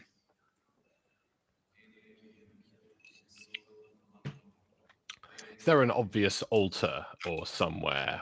100%. Central focal point. Yeah, absolutely. A gigantic statue of Clothis stands over all of you. She clutches a golden rope that seems to have, and actually swings freely. It's not a carving. One of the spools also is made out of solid brass. Nice. And almost as if enchanted, the spool swings like a pendulum. Slowly. Too slowly to look like it's affected by gravity. Okay. I would like to go over to the feet of Clothis, take out Nemoras, and kneeling down. As you do, all the candles light up. Nice. I'd then like to try and calm my mind as much as possible. Shouldn't be too difficult. Not a lot going on up there at the best of times. And just go, Clothis? Hello? Are you there? Make a persuasion check. Oh, no. Not with my advantage.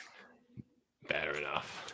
I was going to say, where's your role like to kind of support? Amali would go and sit down on the pews next to where you are. She's not saying anything, but she has since reattached the piece of fabric with one of the letters of Botcher's name back to her outfit, and she's just sat there. Yep. So Mr. DM, that would be a natural 20 for a 21. That'll do it.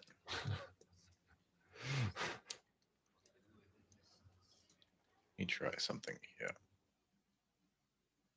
Okay, I don't know what happened there.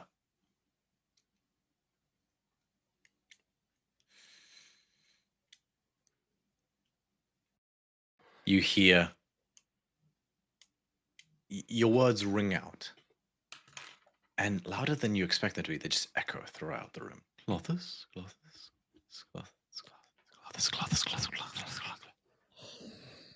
You hear a deep rumble.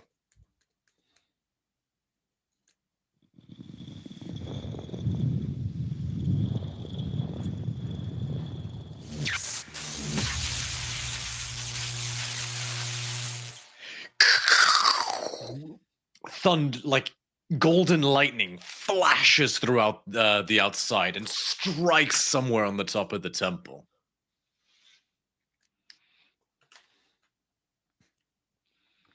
And Botch, you swear you see the statue's head. Ever so slightly.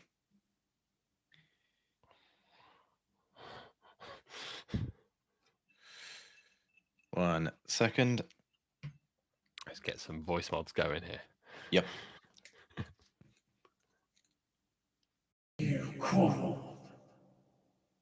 And you'd see the voice isn't coming from the statue.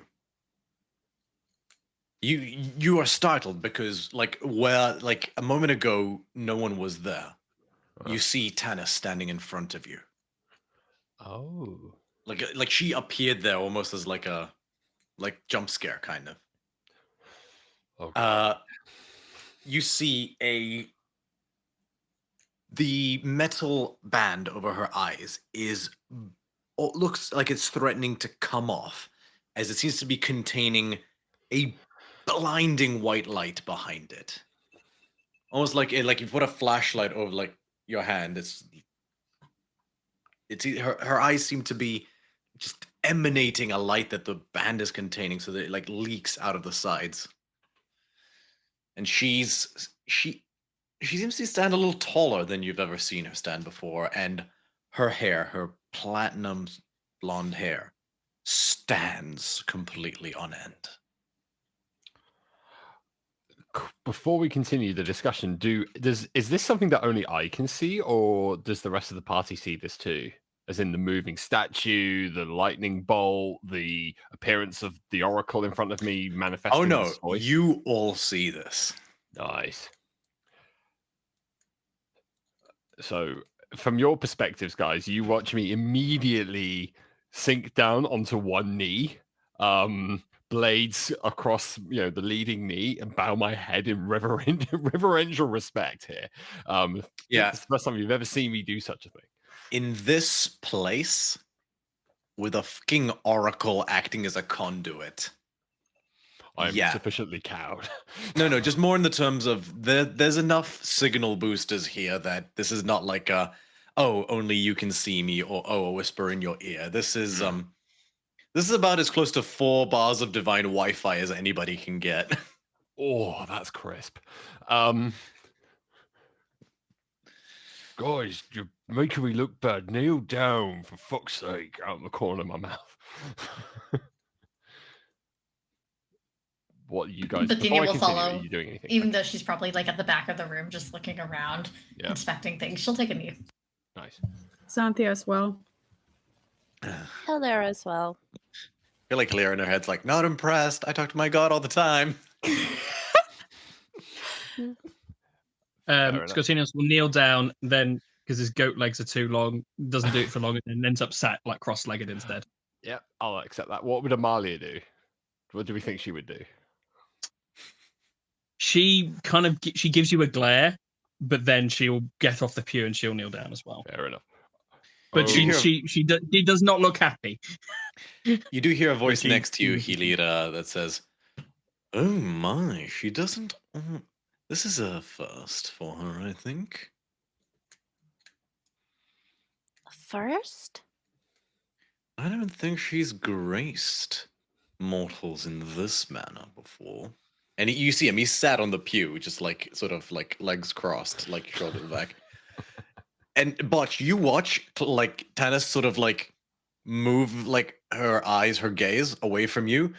Hilira, she's staring at Ronos. Uh-oh. I think you're in trouble. If you have nothing of value to contribute, Ronos. You all hear that, but what none of you hear is, "Fair enough. Sorry, love." And he just blurs out of existence. See you in a bit.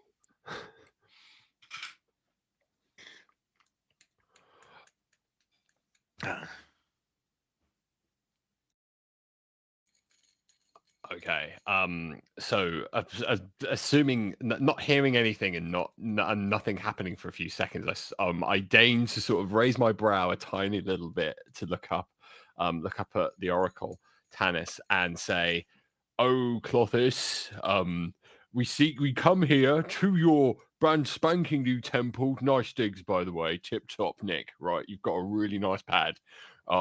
We come here seeking your ineffable wisdom and guidance in some fuckery that was abound earlier this evening.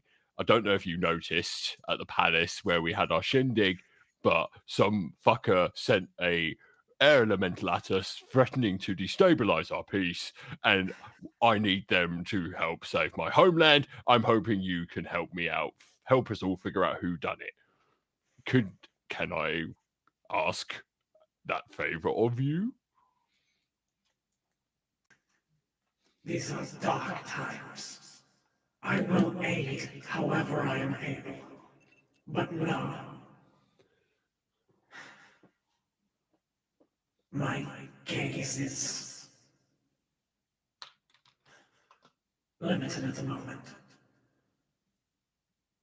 Limited how? Surely you see all. Nyx is clouded right now. Things are more uncertain than they've ever been. I see all paths, and unfortunately there are far too many paths to keep track of, even for me. Things are moving, they're changing. There is much at work here that even I do not fully grasp. Ask what you will. I will aid if I can. First of all, Clovis, don't get yourself down. You're tip top. You are the bee's knees, the queen bitch. No one here is disputing that. Shut up, Hilira. Now, question. Can you tell us who conjured that earth elemental at the palace tonight? Who did it? Can you point us in that direction? Alas,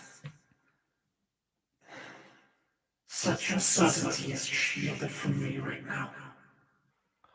Okay, fair enough. Can you tell us who would not? Let me rephrase this. Who would not want the kingdoms to unite? Can you see that intention in someone's heart? I can, but it is like looking for a needle in a stack of needles.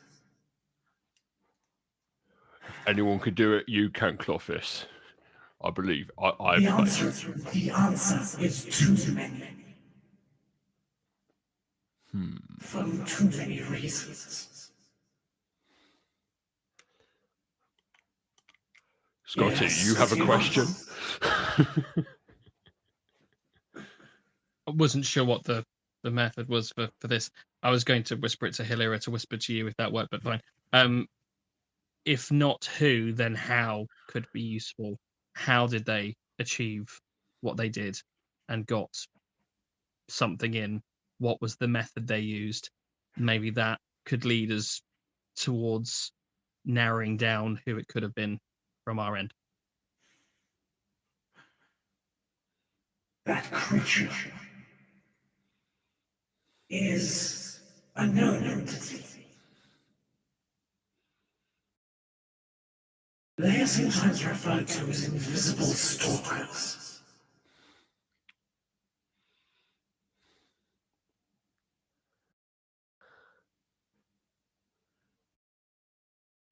Invisible stalkers. Do we know where their main base is located in Melites? They have no main base. An invisible stalker is an air elemental that has been transformed by powerful magic. Its sole purpose is to hunt down creatures and retrieve objects for its summoner.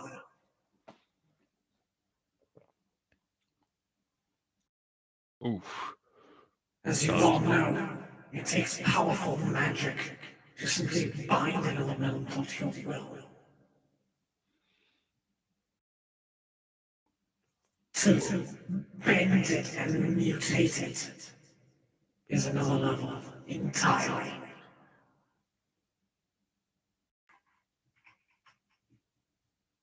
Whoa. That's some heavy shit, man. Heavy shit indeed. Great magic would be required for such a feat. Very good. Thank you.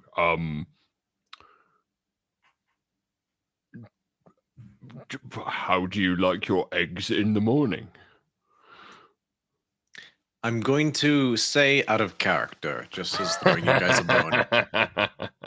You have one more question before this ends. Fair enough. And she is following. So it is still Tanis overall. So she has the powers of an oracle more than she has the powers of a god right now. But just bear that in mind. Okay. Invisible stalkers. Guys. Maybe ask about tomorrow. Something. Even if it's well, yeah, tomorrow. Like, if not knowing what's going to happen, what's the best? What would be the best thing for us to be up doing in the morning tomorrow? You know, where should we happen to end up in the morning so that we're in the best? In the good timeline. Not the darkest timeline. Okay, yeah, solid reference. Oh, Clovis, tomorrow we have a big meeting, and we want to make sure that it goes off without a hitch. What do you see as the most profitable path for making sure that this happens properly starts with? Where should we begin our search tomorrow? Strike while the iron is hot. Move while the pieces are still fresh. Events have only just transpired. Okay, thank you. There are moments when a patient hunter gets the prey. This is not one of those moments. Okay, interesting. I like that. Thank you. I will guide my fellow team members accordingly. You begin to hear a distant rumbling thunder, and the statue sort of seems to move back into position. Tanis, or Clothis, remains there for the moment. And she... Amalia is... I was going to say, as this is coming to an end, Amalia is going to get ready to catch Tanis in case she's about to do a... She's standing on the ground, she's not flying. Okay, yeah, but no, as in, like, okay. She's going to, like, faint or pass out from being this conduit. She's kind of ready Good looking out. She walks forward, and she places a 3 fingertips under your chin, Botch, and raises. Stand, Machios. I do so.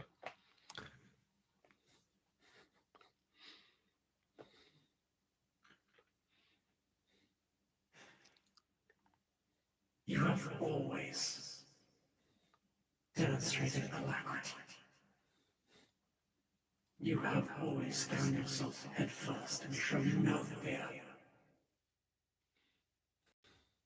And now you temper that with the wisdom to stand shoulder to shoulder with your equals. And the wisdom to marry your father with enough caution to aid it. I regret that I cannot provide greater insight.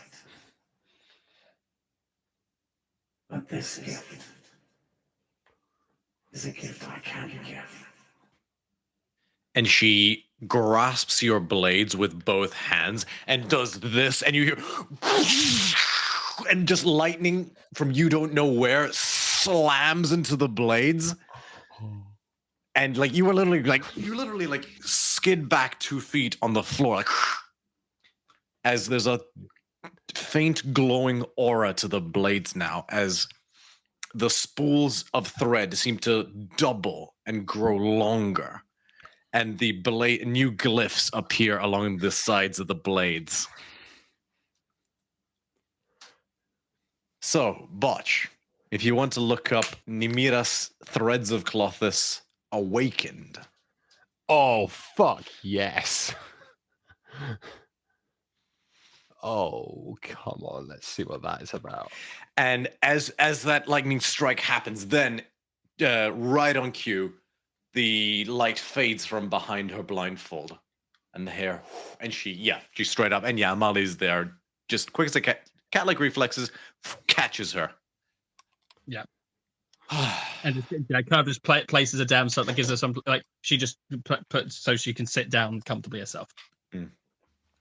And, Amalia? Hey, Marquios?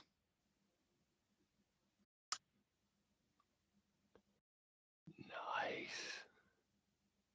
Sorry, I was just reading my new gear. Sorry.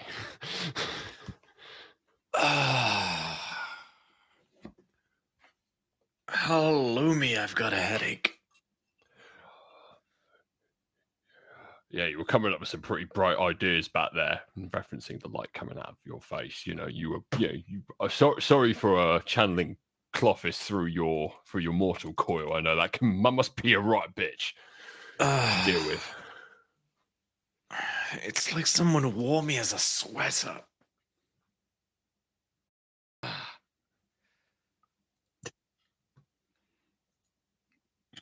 It's the only way I can describe it. Don't worry, it isn't the first time. Thanks to Zoe, I'm a little better at weathering such a religious moment. You gonna be okay? After a strong, stiff drink, I think so. Well, I know there was plenty still at the fort with the Daughters of Nelia. I hope they haven't destroyed the place. They left when you left. Oh, fine. Clothis suggested we strike while the iron is hot.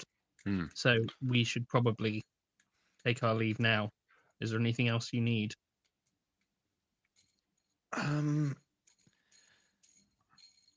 No, I think I'll be all right. I have more guards than pebbles beneath the cobbles of my feet in this place, so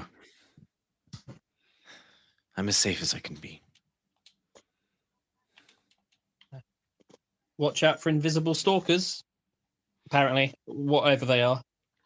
Yeah, so here's the deal. We need to find out who's got really powerful magic enough to conjure and bind elemental creatures to their will. And Clothis said we better fucking do it quick. You know, strike while the iron is hot. Guys, we might not be getting any sleep tonight. I was thinking the same. But binding elementals is not unheard of. Like the bathhouse that we've been to twice had them for heating the water. So there's definitely ways to do it, but I'm guessing this is a different type of binding. Well, I think when Delisa also summoned that dog sometimes, she also had control over what it did sometimes. Oh yes, that's right. Was that a fiend? I think so. Yeah, it was a big dog. But that's like bringing a creature into. Well, I suppose elementals also are from a plane, but but with a not in this world, they're not. Good to know. So elementals are native to the material plane in Theros. There are no elemental planes. So I don't know. I'm not sure. All my brain went slightly different to Bithynia. Where is this person's currently ill? Or ill? I don't know if I got an exact location, but in our conversation, did they tell me? She said that she would send a message to him. Is that another odd thing. I only caught part of the conversation towards the end. Admittedly, I was still kind of taking it all in. But if that's something that's also fairly recent, is that where we need to strike? Is that where the news needs to be? I'm not entirely certain. I think that it's possible that that may be more connected to my uncle than anything else. But my mindset is fortifying the area that we are meeting tomorrow. Okay. Because I don't know if we'll be able to necessarily find the source, but if we can at the least fortify and protect the area that we meet tomorrow, that could be helpful. Can I ask another silly question? I'm going to ask all the silly questions because I'm learning so much about magic things that don't really make sense here. Elementals. You know how, because you said, Jalessa brought a hound and then it followed her instructions. Does that mean that whoever was controlling that was in the room with us? Is the threat closer than we think, or are these elementals ones you just let loose and they do their own thing, or how close do you have to be for the control to work? I don't know. Okay. Would we know, DM? I'm going to say make an intelligence check. The DC is low because I said this out loud like an hour ago. I wasn't there. No, I know you weren't there. That is directed at everybody else. Intelligence check. 1 second, I'll quickly refresh because I can't see Rebecca right now for some reason. Oh, I rolled a natural 19. Dirty 20. I'm so smart, you guys. Oh, natural 20 for 21. Nice. We got a dirty 20 and a natural 20. So you do recall that it was specified that at the investigators, basically, between them and what you both saw, Botch, you picked up on the conjuration magic. Yeah. That being was ported in. Whether it was created in the moment, you don't know, but it appeared there. Okay. When it wasn't there before. Right. So that means so there was someone there, because you need to be able to either know the location or there must be that someone must be close. Somebody must have seen that spot in order. It was somebody who was in the room where it happened. Yeah. Basically, I wanted to try and work out. Don't you dare. Yeah. Okay. Yeah. And was my uncle still in the room when that all went down? Yes. When it happened, yeah. We should just kill him.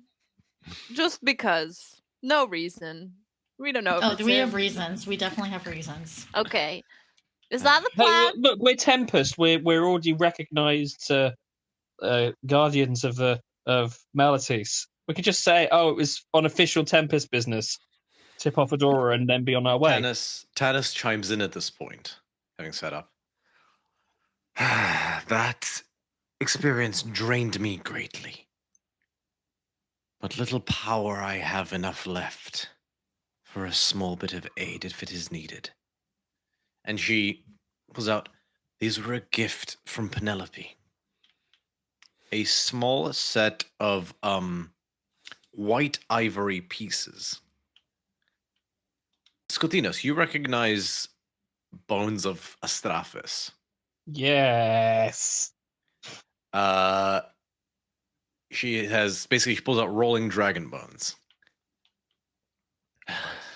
I can glean small details in these, but only for a moment. I cannot pick out specifics, but if you tell me a course of action, I can maybe help glean whether it is worth pursuing or not. So yeah, as an oracle with the oracle stat bullock, she's good for 1 casting of augury.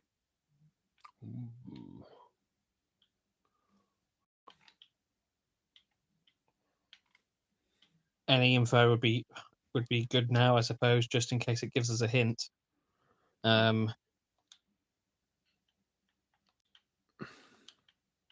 It would be. I know you're exhausted, but it would be appreciated if you can.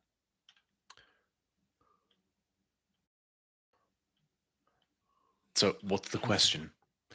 Whether or not it's worth pursuing. How does the question work? Right. So that's okay. So out of character, by casting Gem-inlaid Sticks, Rolling Dragon Bones, laying out you can receive an omen from an otherworldly entity about the results of a specific course of action you plan to take within the next 30 minutes. The DM chooses from the following possible omens: Wheel for good results, Woe for bad results. Wheel and Woe for both good and bad results. Nothing for the results aren't especially good or bad. Well, that's what our options are. Like what we want to do before going to bed tonight. I guess investigate where we're going to where the summit's going to take place and see if something's happening there. There's investigating the uncle. I guess there's killing the uncle, but that feels like it's the same one. Interceding the uncle, however that goes, or investigating prominent, very powerful magic users in the city for who could have done this, who would have also been at the party. Maybe, I don't know that much, like as much about the arcana as Bithynia does, but maybe there are some traces on Egregore that could help us conclude something else. Maybe we should talk to him if they let us. That's possible. It could also be something. It could be, I don't want to say an inside job, but it would have to be someone close to the situation. And he was a recently, as you said, appointed king. Huh? It's as soon as you said it, when something that's just very recent in light of any kind of big environment, it just has that vibe.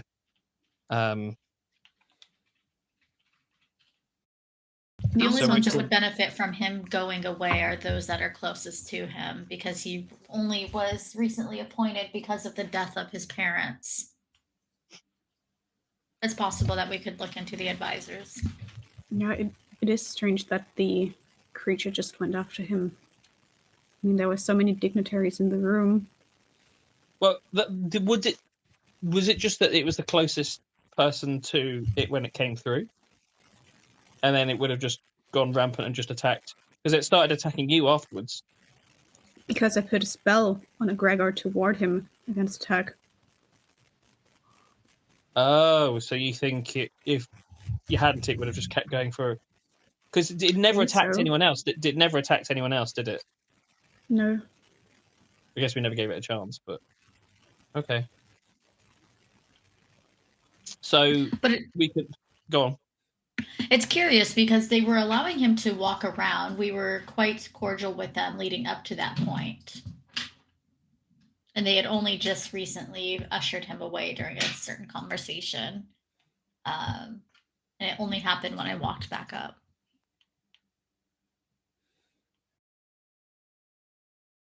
So we can...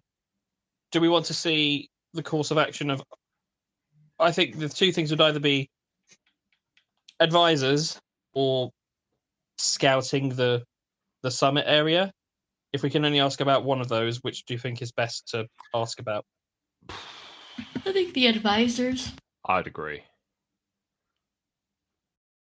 Scotina's will look over to Tannis and go, if you're sure, can you look into what the fates say on that course of action? We spend this evening investigating the advisors to him. She nods. She feels around for a moment, and then points to your snake dagger. Can I borrow that?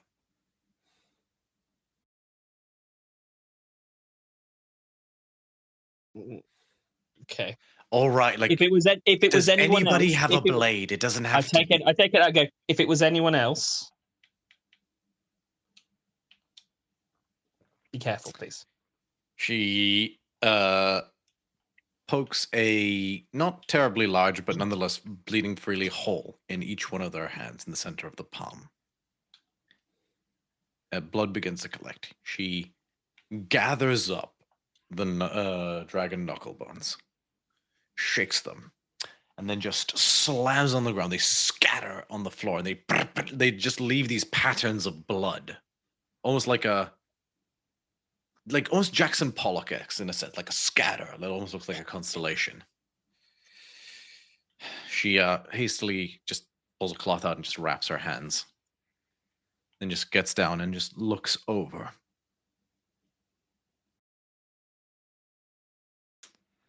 She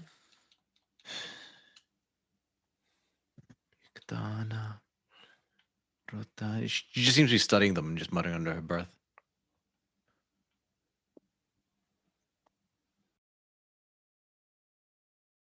Signs point to wheel.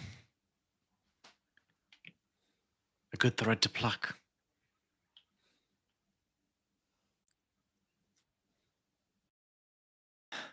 Great shout, Bithynia. Thank you. And sorry for waking you up so late. No worries. I'm sure I'll have no trouble going back to sleep.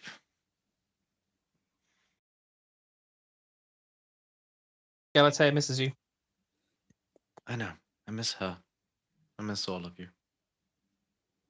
All right. But it's not Rest so well, bad. Billy. She is free to visit whenever she wants, as are all of you.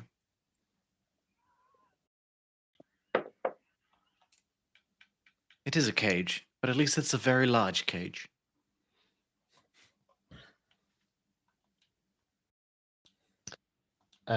Amalia will give Tannis a uncomfortably big squish and then let her go.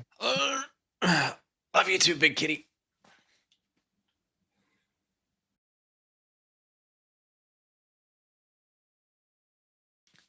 Sorry, like out of character, my foot is like cramping in that way where you don't know which way to flex to make it stop, and literally anything you do seems to make it worse.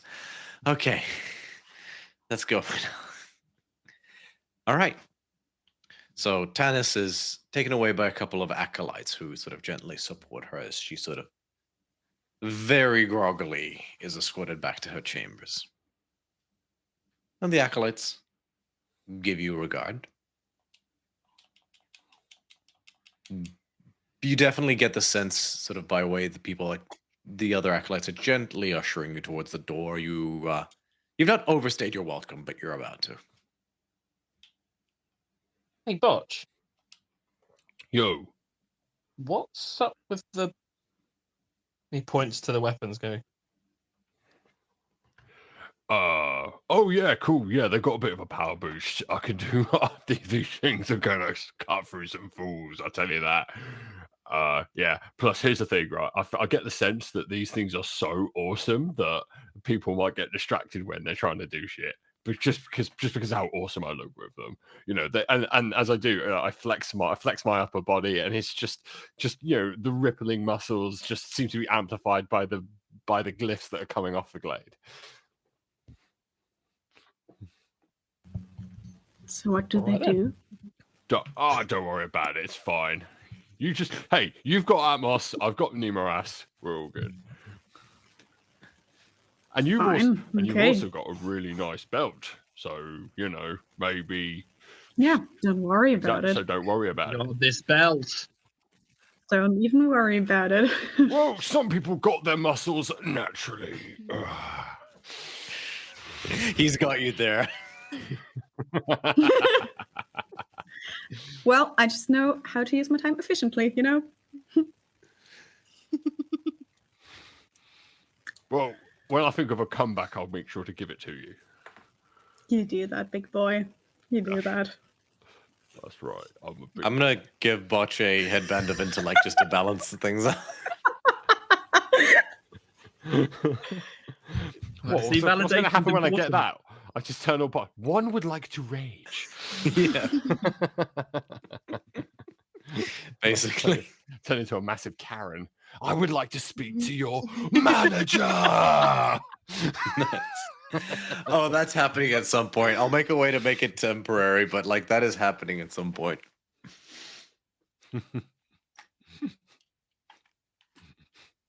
So, Tempest, what are you doing? Do we still want to talk to Ronos, or was I clothy enough? I mean, I don't think Clothy's there's my a problem. word. You give her the respect she's due. It's Clothis. This is Sorry. my word. Well, I like Clothis as well. Why can't I call her Clothy as well? She's cool. She's my all arcane sugar mama. Okay. She's not yours. Ronos is yours. Okay. I don't even know what's going on anymore. Well, okay. Well, no. But I think you're like, right though. Here they are going to. If there's anything you can get, it's still worth doing. do you guys just want to like go ahead and go do something else, and I'll just run to Ronos' temple real quick, and then we'll meet up wherever you guys are?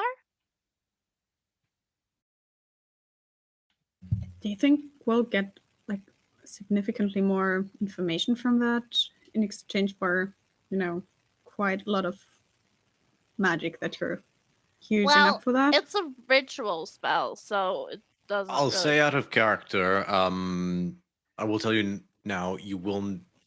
Doing the ritual at the Temple of Adonis will not affect the information you can get from it.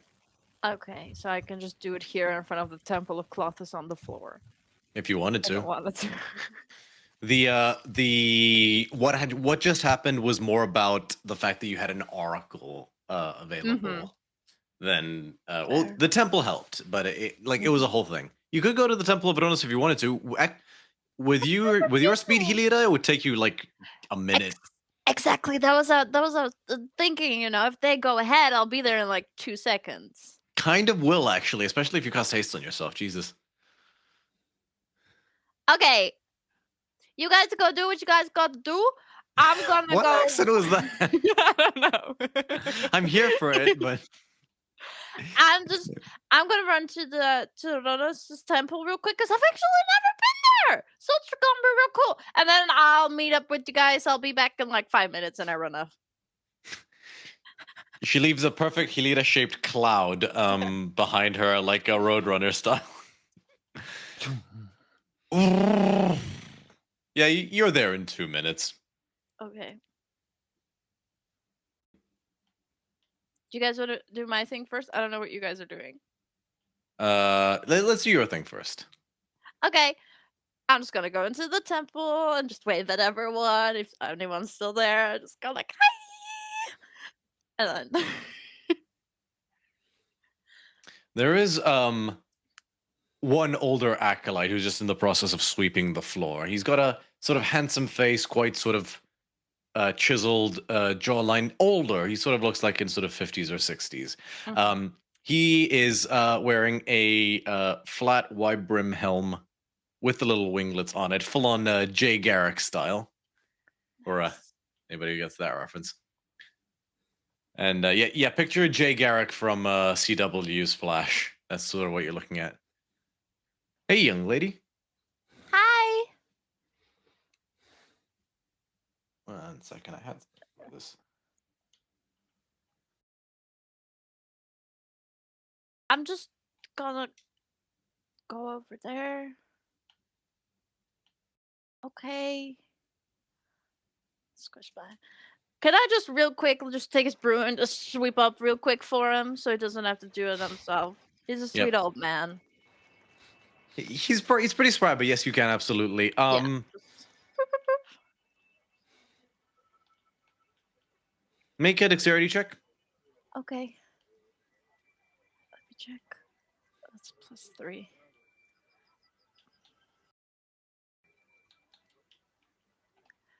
Dirty 20.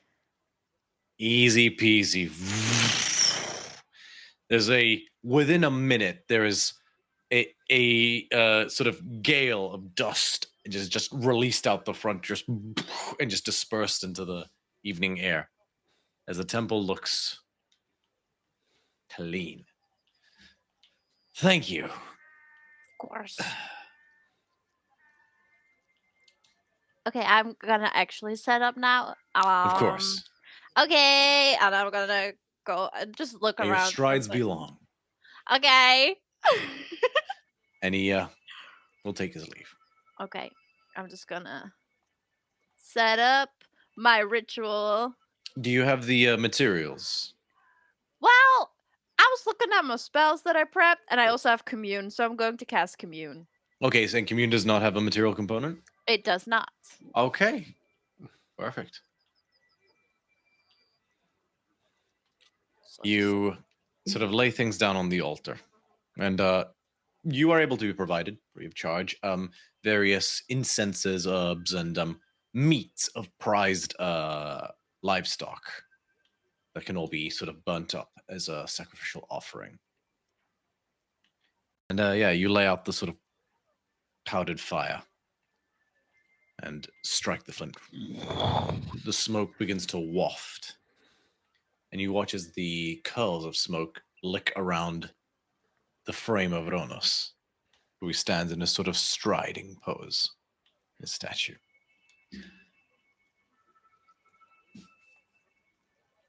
They just can't seem to get my nose right. Well, and yeah. And you look, and he's just full on, just like sitting on the altar. Hello, my dear. Hi. Do you want me? Well, I can't. Wait. I can like knock it off, like the nose, and then they have to make a new one, and they might get it right this time. Devilishly delightful as that sounds. Perhaps another time. Yeah, I don't think I want to get arrested at this point. That would Also, be if a you shame. miss, you might bring the whole thing down. True. I trust your aim, but better safe than sorry. True, that's so true. I could ask Buckios to do it. He probably is better at it. I feel like he'd intentionally bring the place down. Never mind. I'll ask Xanthia. She wouldn't bring the place down. Ah, yes, with that WWE belt around her waist now, I'm sure she's itching for the opportunity.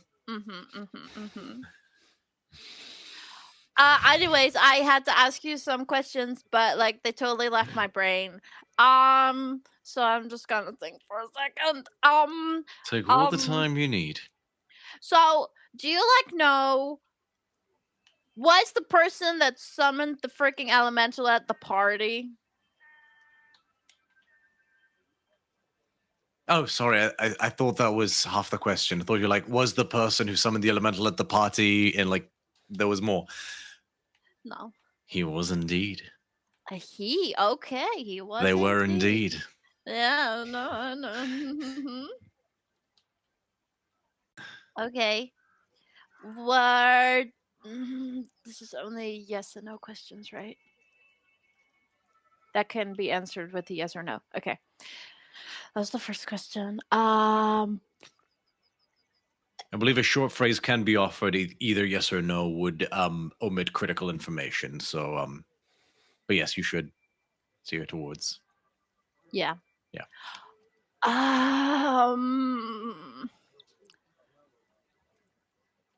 Is the person that summoned the elemental connected to Tempest?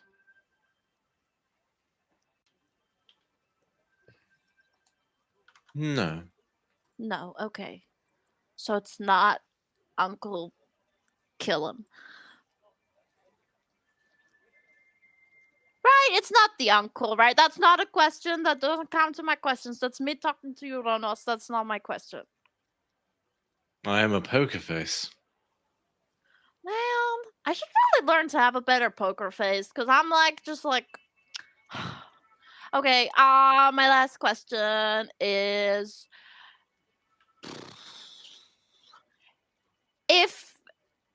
Is having the meeting tomorrow a good idea?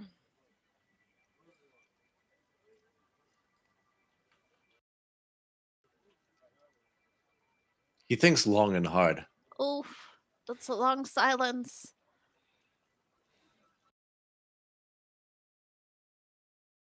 That depends on tonight. That depends on tonight! Ronos, give me more, my man. 3 questions, right? Yeah. Oh, give me more. Sorry, my dear, but I have faith you'll be more than capable. I'm not! He blurs out of existence. Can that be the title of the episode? Give me more, comma, my man. Yes. Yes, it can.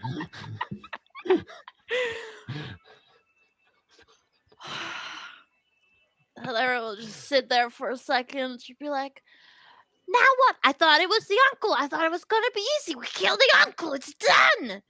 Now it's not the uncle. Or maybe it is the uncle, but the uncle, what if the uncle's not the uncle? She'll like spiral. Just like full spiral.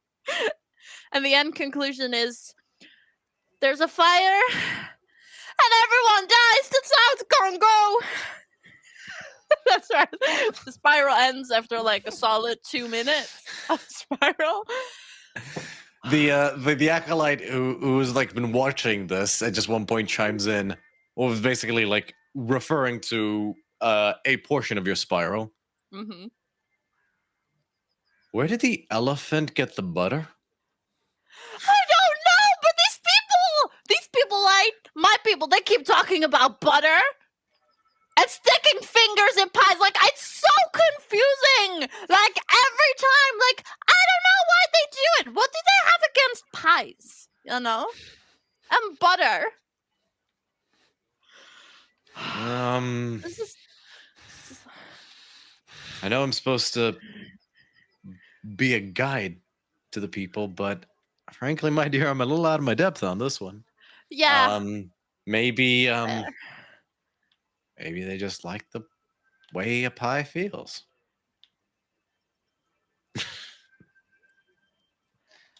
No! Why?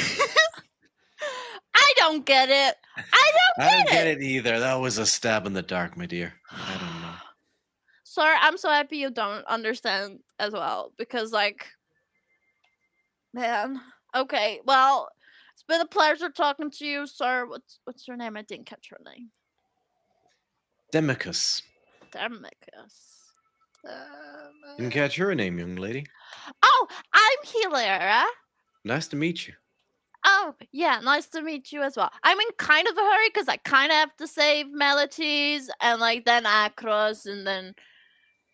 I don't know where we go from there, I'm gonna be honest. Okay. Well, in the immortal words of the messenger himself, run, don't walk. Okay, bye! I take off. He waves. Bye! You guys have been walking at this point in time, the rest of you? Where are you headed?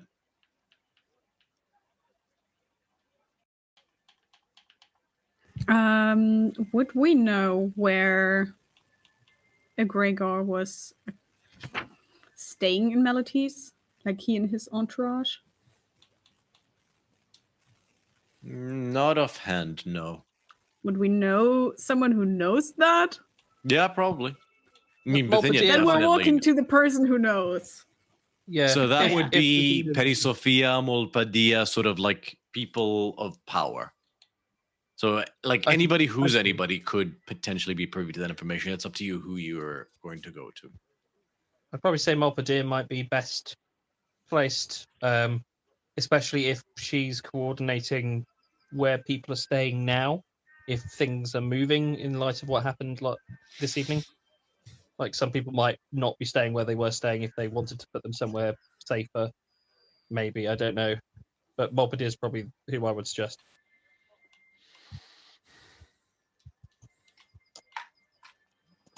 Yes, you're familiar. And when Illyra is next to you guys. Hi! Oh, was it closed? No, I actually talked to Donuts, you know. It's just kind of, it's like that thing where people talk really fast. That's kind of what happens with us. It's just kind of goes at like double speed. I literally thought you just left. Okay, what? I'm never going to get used to that. Okay. I think we're going to Molpadir. Okay. To find out where the... Oh, what did you find out, actually? A whole lot of nothing. Fair. So, I asked him something.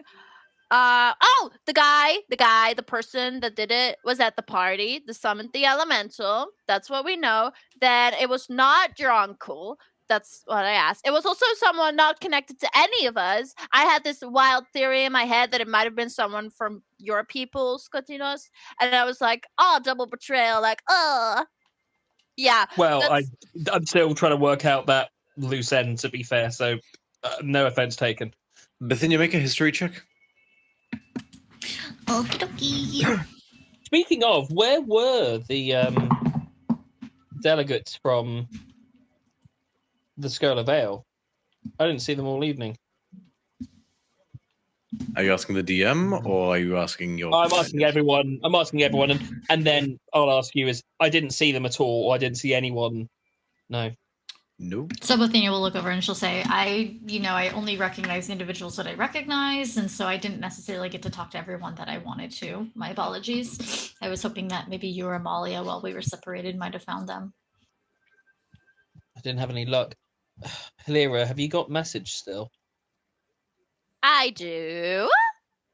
Do you have... Maybe it's not worth asking. No, it is. We can find Molpadir, but did I show you what my dad looked like? No. Okay, I think I'll have to find a way to draw that, and then I'll show you and see if you can try and send a message to him at some point. Okay. Because I don't know where those from the Skull of Ale were, because I thought they were supposed to be here as well. Right. But I guess I can't walk and draw, so I can do that later. We should probably, if we get to Molpadir, start asking those questions, and I'll try and find time to draw. Can you jump on Amalia's back and then draw? Yeah, because she can walk and you can draw. I can certainly try.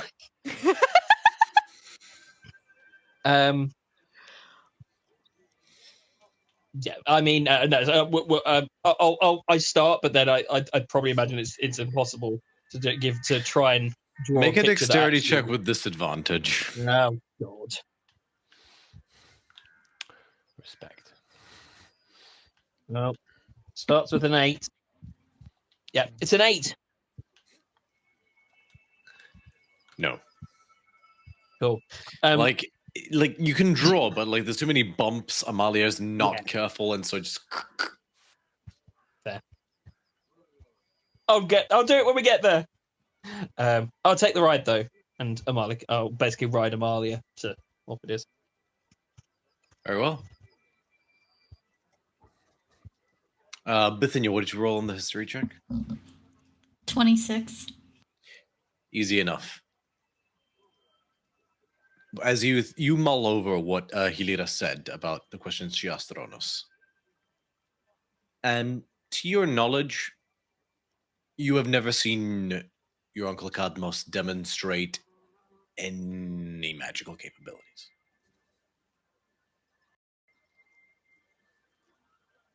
He's power. You surmise he's not you surmise. He's powerful through his connections, his machinations, his schemes, but he himself is not a arcanist of any sort. Okay. So, yeah. So she's gonna ruminate on that. Yeah. He's not guilty of this. He's still guilty for being an a-hole. And so yeah, she'll keep that. She'll keep that to herself. So, well, I'm guessing we're going to continue on with going with our next lead.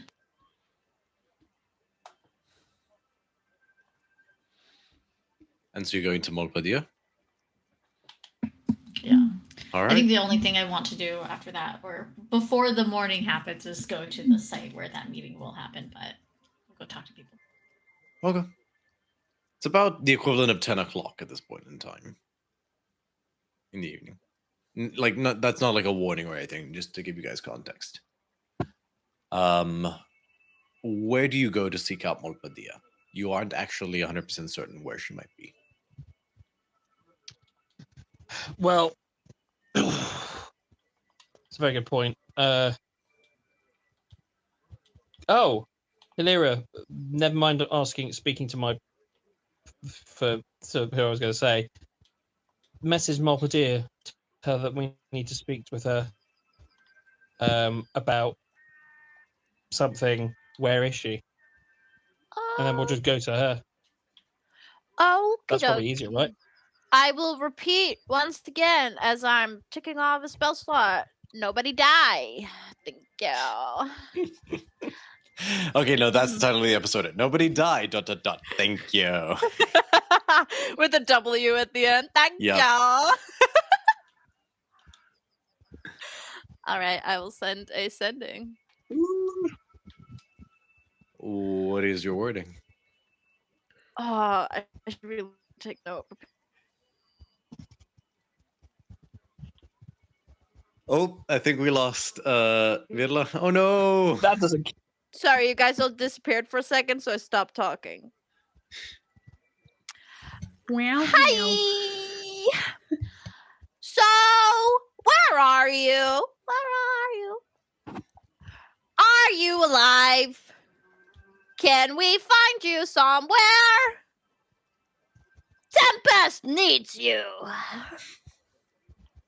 Hugs and kisses.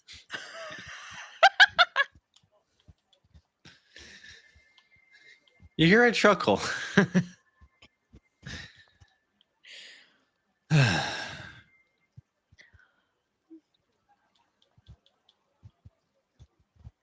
Currently leading one of several search parties. But I can make time. Meet me at the barracks. It is the only place I can be sure of privacy.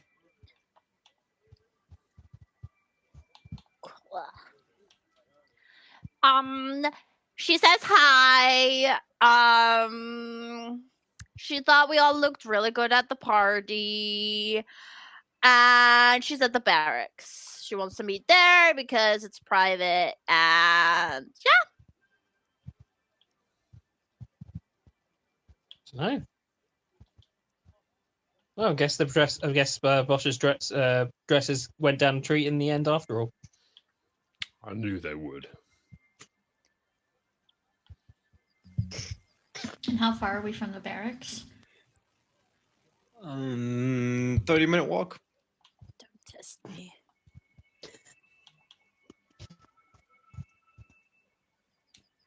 Well, let's go. I'm trying to think if there's anything else that we need to check or ask, but I think this is the only lead I can think of now.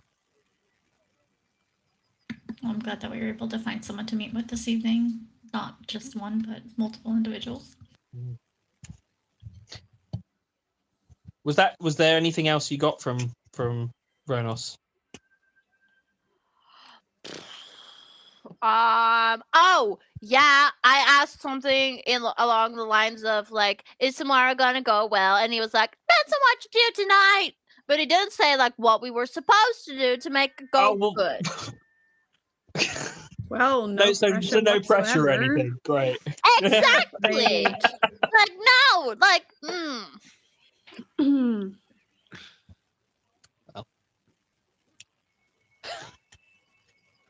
Sorry, I asked. Thanks for that, Ronos. No, it's fine. Okay, all right. I feel like, oh my god, doesn't like me as much as Constance likes pot kills, and she just takes off again.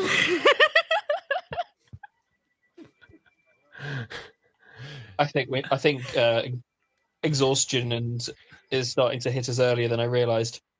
What time is it? Oh God! All right, it's a walk to the barracks, but you're able to get there easily enough. And it is uncharacteristically busy at for this time of night, but it makes sense why. There are various streams of sort of hoplites coming in and out in the process of arming up and mustering. It looks like all the forces are mustering, like even like soldiers are out in force to basically keep watch. And Xanthia, you do in particular notice as well, individuals who you know to serve in a military capacity, not a sort of police force capacity, are also present. This is very much an all-hands-on-deck situation, as each one of them sort of arms and armors themselves. The gravity of the situation does dawn on you somewhat. But you're led past. You're told you are being expected. And you go into that familiar little office of Malpadia's. She's slight bags under her eyes. She's roughly burning the midnight oil. She says, like, you catch her in the middle of sending something into a sending stone. Promise I'll see you tonight. I just need to get this done. Love you. And she puts the stone down. Her helmet is sort of just perched on her chair. Her arrows and bow slung in one corner, and her sword just strewn on the floor. Sorry.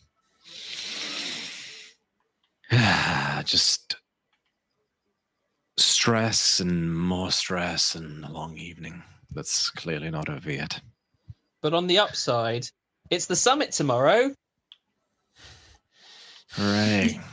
But did you look at a smile? Well, thank you for reading with us on short notice. It's appreciated. I'm going to go grey at fucking 37 at this rate. But yes, what can I do for you? Seems to have been a situation this evening. An attack. One that we weren't as prepared for or familiar with. You and me both.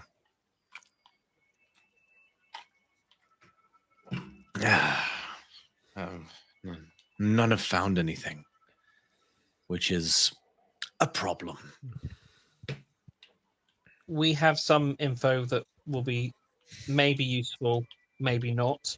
The creature that attacked was an invisible stalker. I'm not as familiar with it, but it's a specific type of elemental. I think that term might mean more to some. I have heard the name before. She rolled a natural 16. Useful assassins if you've got either the finance or the know-how to construct one yourself.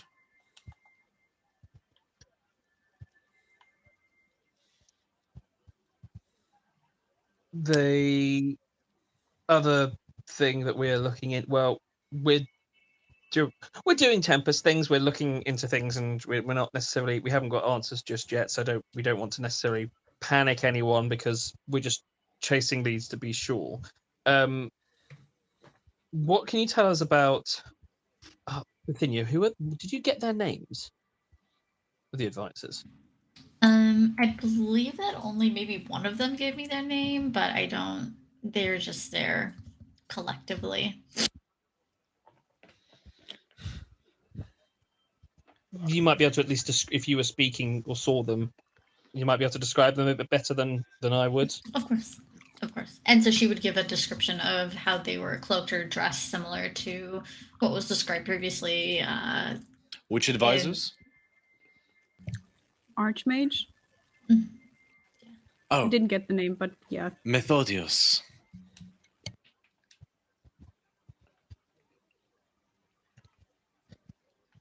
And so she would offer the description that was given that would connect them to Theros. Theros. Where they're from. Theros. Where they're from. Yeah, so the individual that was described to you was a slightly more on the thin side, bit of an aquiline, sort of Romanesque nose individual who had a lines on his brow and a quite sharp features, little bit of a Peter Cushing thing going on, just like slightly. He had hair. Shut up, Siri. He had hair about the length of mine, out of character, but a sort of dark, mousy golden color. And he wore robes of purple and antique gold. There was sort of like a crisscross bound sash across his chest that sort of fell into a purple cape behind him, and sort of like the standard toga chiton arrangement. Archmage's robes of a fashion.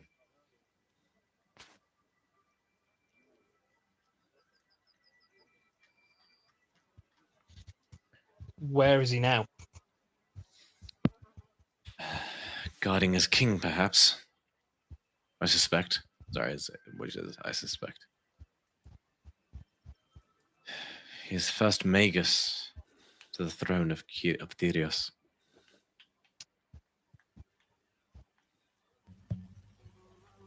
Does that mean he would be somewhere next in line in case something happens no. to the king? It is an advisory role. Sorry, Grand Magus, not First Magus. It is the highest position, a high arcane position one can achieve, but the royal line is the royal line. It is kept separate. In the same way, and she points to just as she bought in Hilira. Akros is a high magus as well, I believe. And it does. It's kind of like, best way I can describe it is like the Pope, or like the sacred, like the Minister of Science or something like that. It's like it has no path to the succession, but it is nonetheless a sort of high position of authority and advisory role. We don't have anything to say on it yet, because saying anything or inferring anything about anyone can, especially someone so powerful, might be about a faux pas. Is that the right Zemnian? Fair enough. Zemnian. It's the wrong one. Hasiran. So what about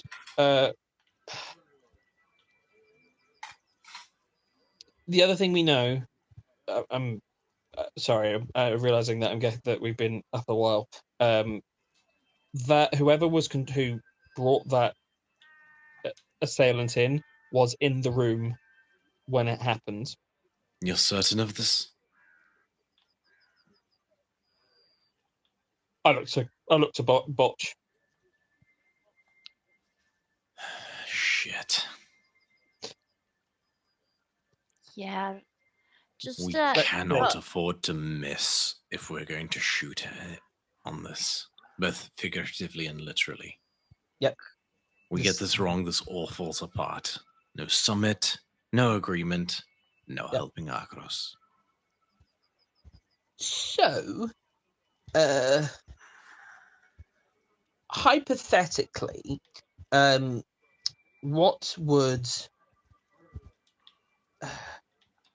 could who else beyond a Grand Magus would have that we know of would have the capacity to create one of those assailants? Fucking hell, how much time do you have? Okay, fine. A powerful artificer, if given enough time and raw materials? I mean, hell, I think... To give you an idea, I could probably do it if you gave me the right time and materials. Just... I think it might be useful if we could somehow find a way that we could get either to them or... Oh, well, this is going to sound suspicious as hell. Or to the king without being seen. At least a dozen of the most prominent rulers at that summit would have had some form of a high magus in attendance. It's this one that we're wanting to look into. I look over to Griffon and go, this is the advisor that we got the same sort of information that confirmed the assailant was in that room gave a high likelihood of looking into this being a good idea. Very well. What do you propose? Where is he now? Where is this? Is there a way you can tell us where he is, where the king is in relation to him? What information can you give us now? And feel free to write it down. I had a thing that I could do with paper, but I used it today on something very important, and my eyes glanced briefly at the back of Hilira's dress. Yeah, could you tell us where they are? And maybe there's a way that you can, it would be difficult for us to get closer, that you could help us get closer. King Gregor is staying in a villa in the heart of the affluent sector.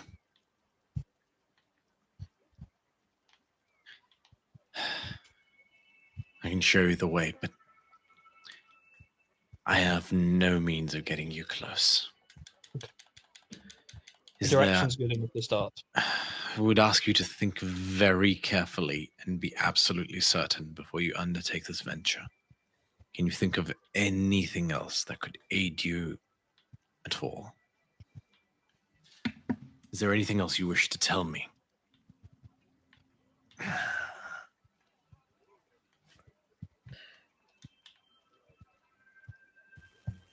You said something about an artificer being able to do something like this, potentially? As an example. I mean... I'm familiar with Mubarak. I've spoken to him before. Yeah. To give you an idea, yes, he could be perfectly capable. I mean, hell.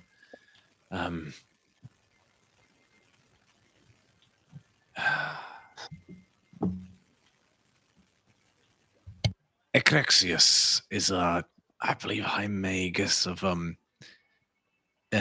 Helenos of Delathon. He'd be perfectly capable of such a thing. What's interesting to me is it seems as if the assailant...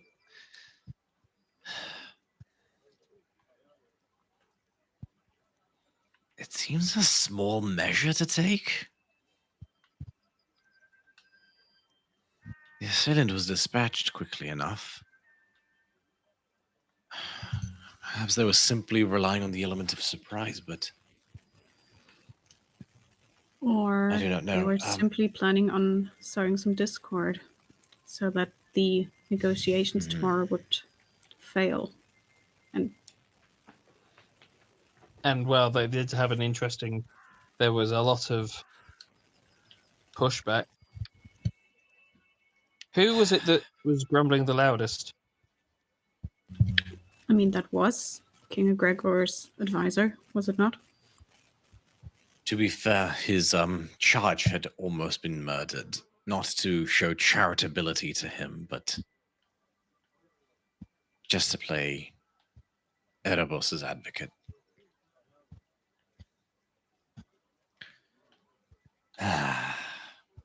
That is there any way ahead of this summit?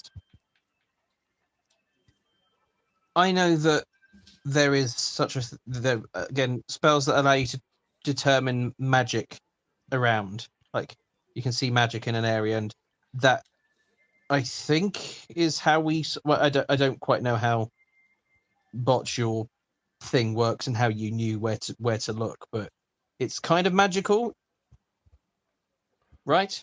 All I know is magic as it happens and what school it is. I can't sort of detect any signatures, or I can't detect if it's the same spell from the same person again. Is there something that we could do to ahead of the start? That's so late in the day now, so that if someone was to try and cast the spell, they would light up. Like I'm casting a spell. Christmas, yeah. Proactive. That was my thought process. I wanted to see if there wasn't a way to fortify the venue, not to prevent magic in general, but even if it's just like something's just like a little. I'm sorry, everyone. I'm just trying to be better about taking my meds. I did hear what you were saying, though, so continue. Like or something that like that shines a torch in the right direction of someone that's trying to cast a spell, like so that someone subtly trying to do something, we see it happen, and then we can work out. And even if we can't prevent it from happening, we see it happen, and then we can use that.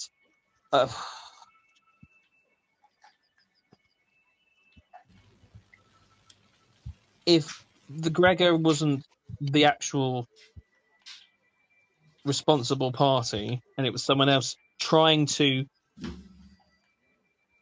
I don't know, kill off other people, other representatives, and that would suggest that maybe things are going to happen tonight. Like people are going to get attacked in their sleep.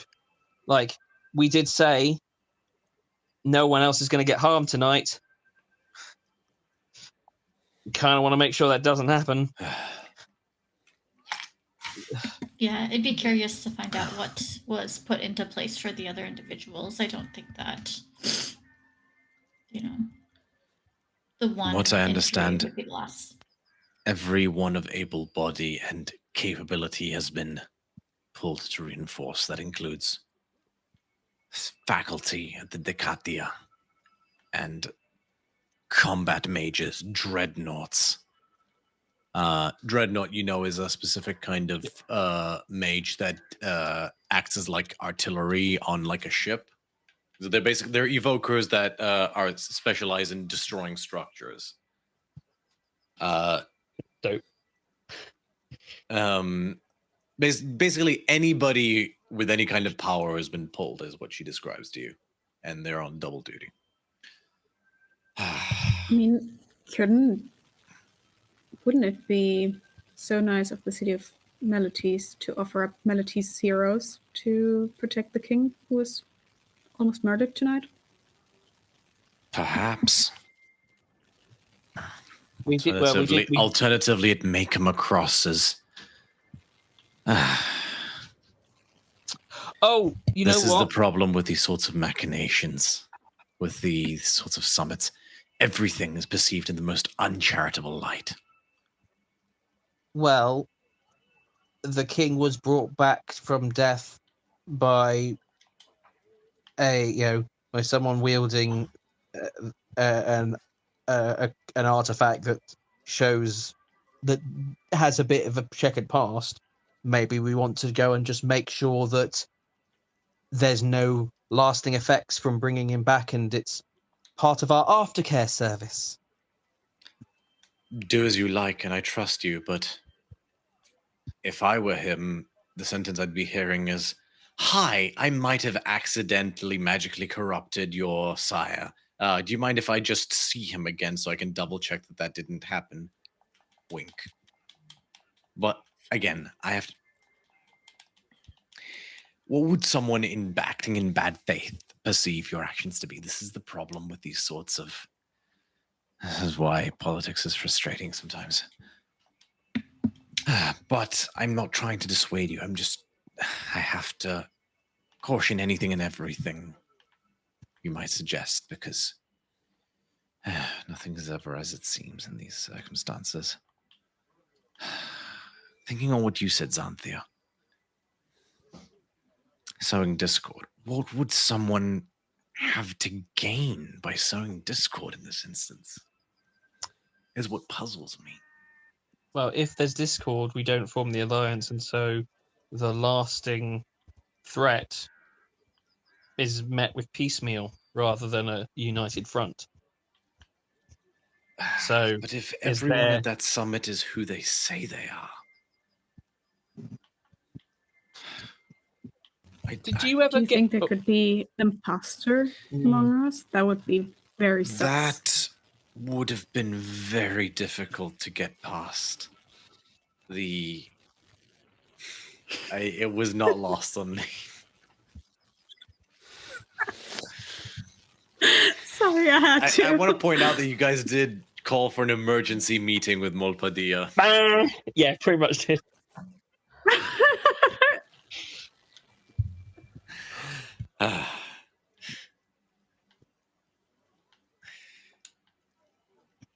So it'd be difficult for someone to not be who they said they would be. What method? I understand it may seem as if we took no precautions in that feast, but I assure you, disguises at least would not have been possible. What would it have taken for someone to get through what defenses you had if someone was not who they said they were? Be your own worst enemy and think how you would get around your own defenses.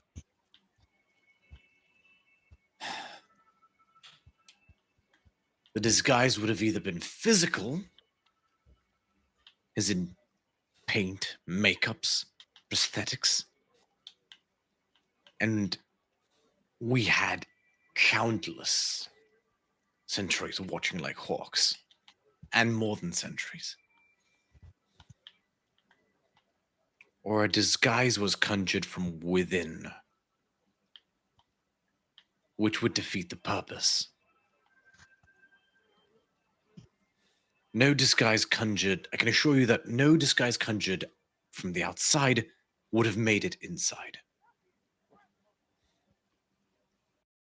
Anyone powerful enough could have simply rained meteors on the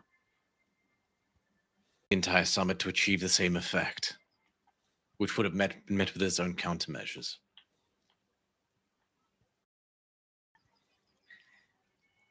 This was a very...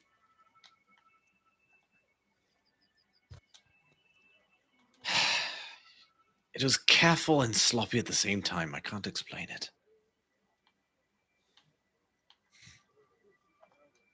A ruse, you think? Perhaps. But again, who would stand to gain? Who would lie and create ruses, and why?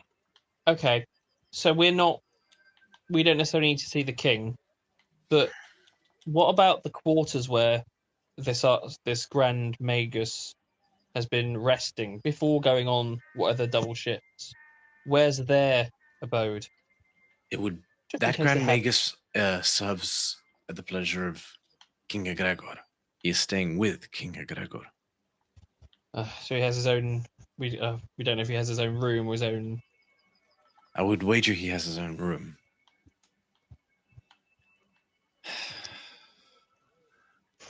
I can't help but feel something larger is at play here, though.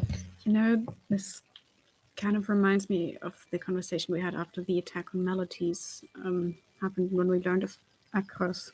When you said something about Akros not being the end goal, but more of a distraction, maybe. I feel like Melodies was the distraction. I mean, didn't you also say something about Akros in the same vein? I suppose I said I don't know. Out of character, I don't remember exactly. I think you said something about Akros being like too easy. I will scour my notes. No, it was definitely Melodies was too easy. Sorry, what was that, Birla? I think I remembered something like that as well, but it could have also been just us going like, but what if Akros was also a distraction? So I feel like the too easy part was definitely would have been in reference to Melodies in terms of like the relative ease with which the invaders were repelled. If all forces have been pulled to defend now, what places have they been pulled from? What once was protected that now is not so protected?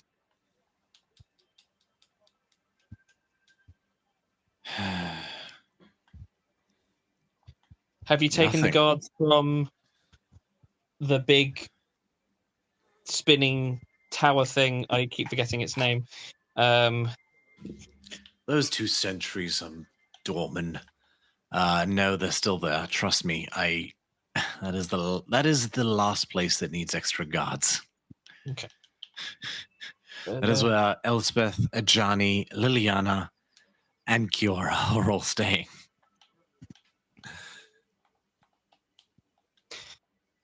But is there anywhere else that... See, I can't help but feel that the hint we got was taken us to look towards these advisors, but if it's not Which advisors? What specific is that to say? Which specific advisors did we name for? Are we thinking of different other wrong advisors?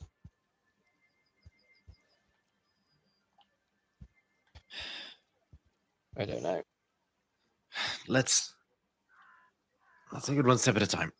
Who would stand to gain the most from discord, from sowing discord? Someone who doesn't want the people of Theros to unite. I mean, obviously, the Murder King.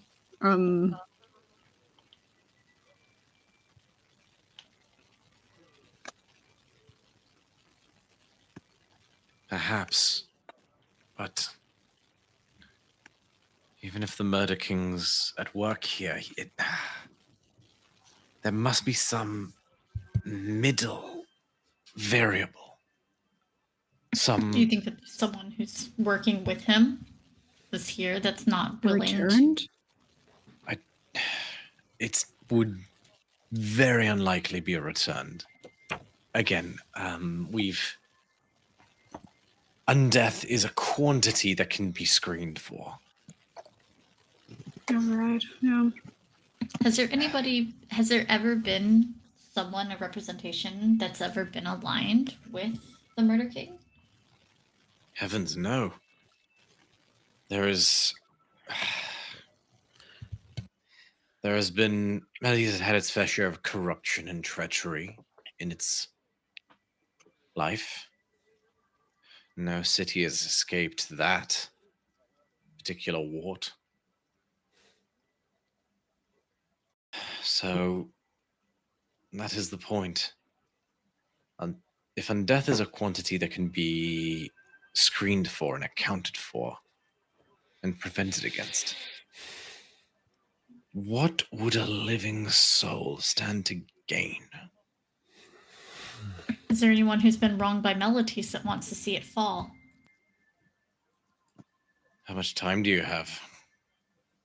Well, there's only so many individuals who are here within the There are city slights right now. perceived or otherwise. Were there any delegates that didn't turn up? Or checked in but didn't go to the party? Didn't turn up? A couple of the nation states. No one from the Scholar Vale responded at all. Checked in and didn't go to the party? No.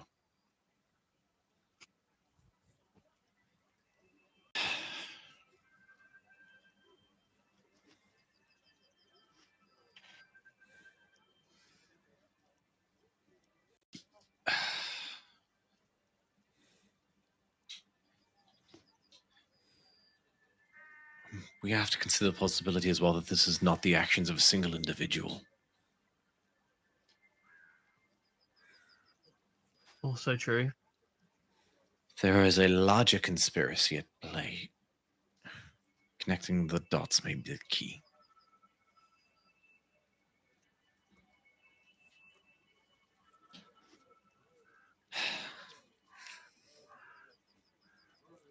It couldn't be like Delisa's people, right? They wouldn't do that.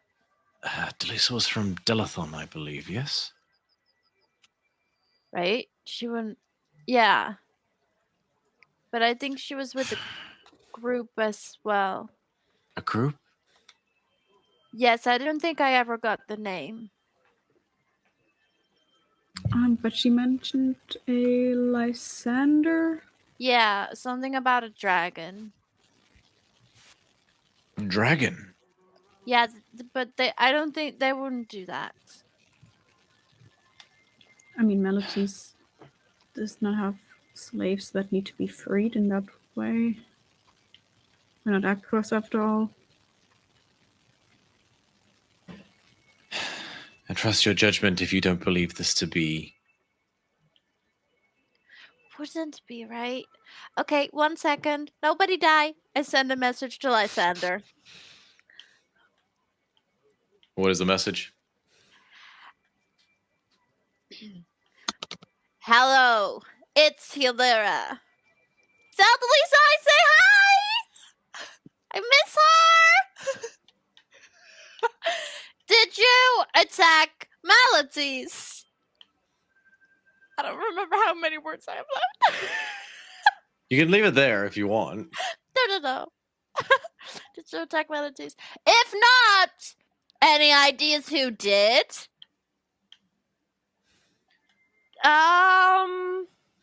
Okay. Tempest needs your help. Okay, bye. I think you get to Tempest needs. Fuck.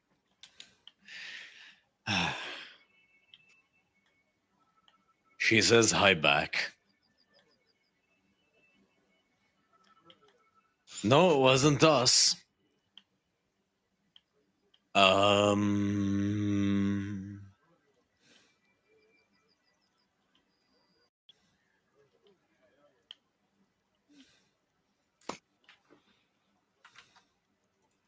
Sometimes I find when I'm stuck, completely flip it on its head. That's all you get. We did okay. He says Oh, hi. sorry, that's fine. Wait. Look where you're not looking. Look where we're not looking. Delisa says hi. She misses us. I'll look at Bookhills for a second as I say that. And Amalia. And he says he didn't do it, which we trust. In Delisa, we trust. What else was I gonna say? Oh, he says we need to flip it on its head and reverse it. Flip what on its head? I don't know. Like he says when he's stuck, you need to like flip it on its head and then like reverse, but like so maybe we can ask ourselves like who doesn't benefit from all this chaos, all this discord, and then look who remains. No, I don't know. I'm not the smart girl here. Yeah, me neither. I'm so lost, you guys. Well, I can tell you this, Okay. If you try anything with an official dignitary, even if you're right and you miss, this all goes up in smoke. Hell, if you don't have actionable evidence, this goes up in smoke either way. You need information. So I need to do detective work. We need to go back to the crime scene. The crime scene, perhaps. Wait, was it? Were we like on a field or something? No, you were in the sort of like main like courtyard outside of the like main parliamentary building, the Acropolis. My question is, are there plans? Blueprints of the Agora. No, plants like flowers, bushes, trees. There would have been some decorative greenery, yes. I have another idea.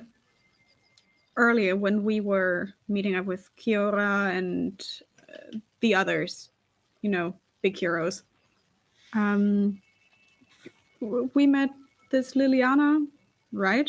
She's a wizard. She seems smart. She said something about being deathy. I don't know. Maybe she has a new angle on this.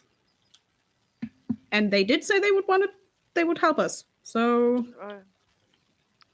might as well talk to her before we go kill a dignitary. That's true. Please don't kill the dignitary without like a very good reason, because even if you're right, if you can't demonstrate that to everyone else, this won't matter. I know. Okay. All I'm saying is let's try something else. Okay, I was thinking I could go back to the party real quick, find a plant and talk to it and see if they know what happened. Bithynia, did you say you were... did I hear someone say you were certain Cadmos had nothing to do with this?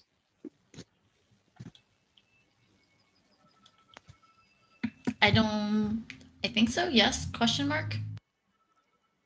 I think, was that the information that was given to Hilera? Or...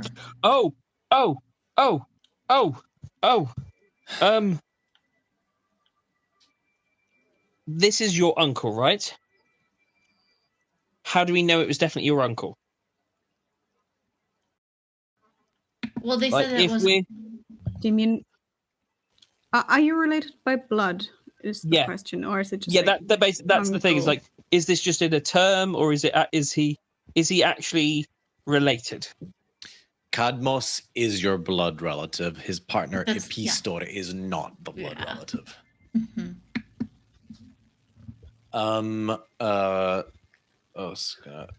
So, Helia, make an intelligence check. Oh, God. If we've ever needed a natural 20, it's now. Need it now. Whilst we are floundering. It's just floundering. It's like trying with like 0. Yeah! Can I do an intelligence check? I rolled a 5 plus 1 is 6. Continue. No. I'm wise, not intelligent, okay? Oh God. Like out of game, I have no clue what we gotta do. I just want to kill everyone right now. Yeah, that's it. Like I just that want way to fortify the thing, because I'm like, I don't know the direction out of character. So physically in character, I'm like, I don't know. So in character, I just want to fortify. I will throw you guys. Okay, whoever's there is gonna be there. So I'm just gonna go. Like we're 2 hours into this now. I'm like, let's just go to the building. Throw you guys one some bone. magical shit. Oh, one. We'll take it because we have nothing. We need all the bones. We've got 5 players and no bones. So think back. 5 players, no bones. New title for this episode. So goodness me. Think back, Virla, to how you worded your 3 questions. Oh, but I don't remember because I didn't write them down. Okay, wait. Was the summoner at the party? Yes. Yes, he was. He was. The summoner, like, is the summoner related to Tempest? No. No. And then but when it says it is related, like that's very broad, isn't it? So exactly.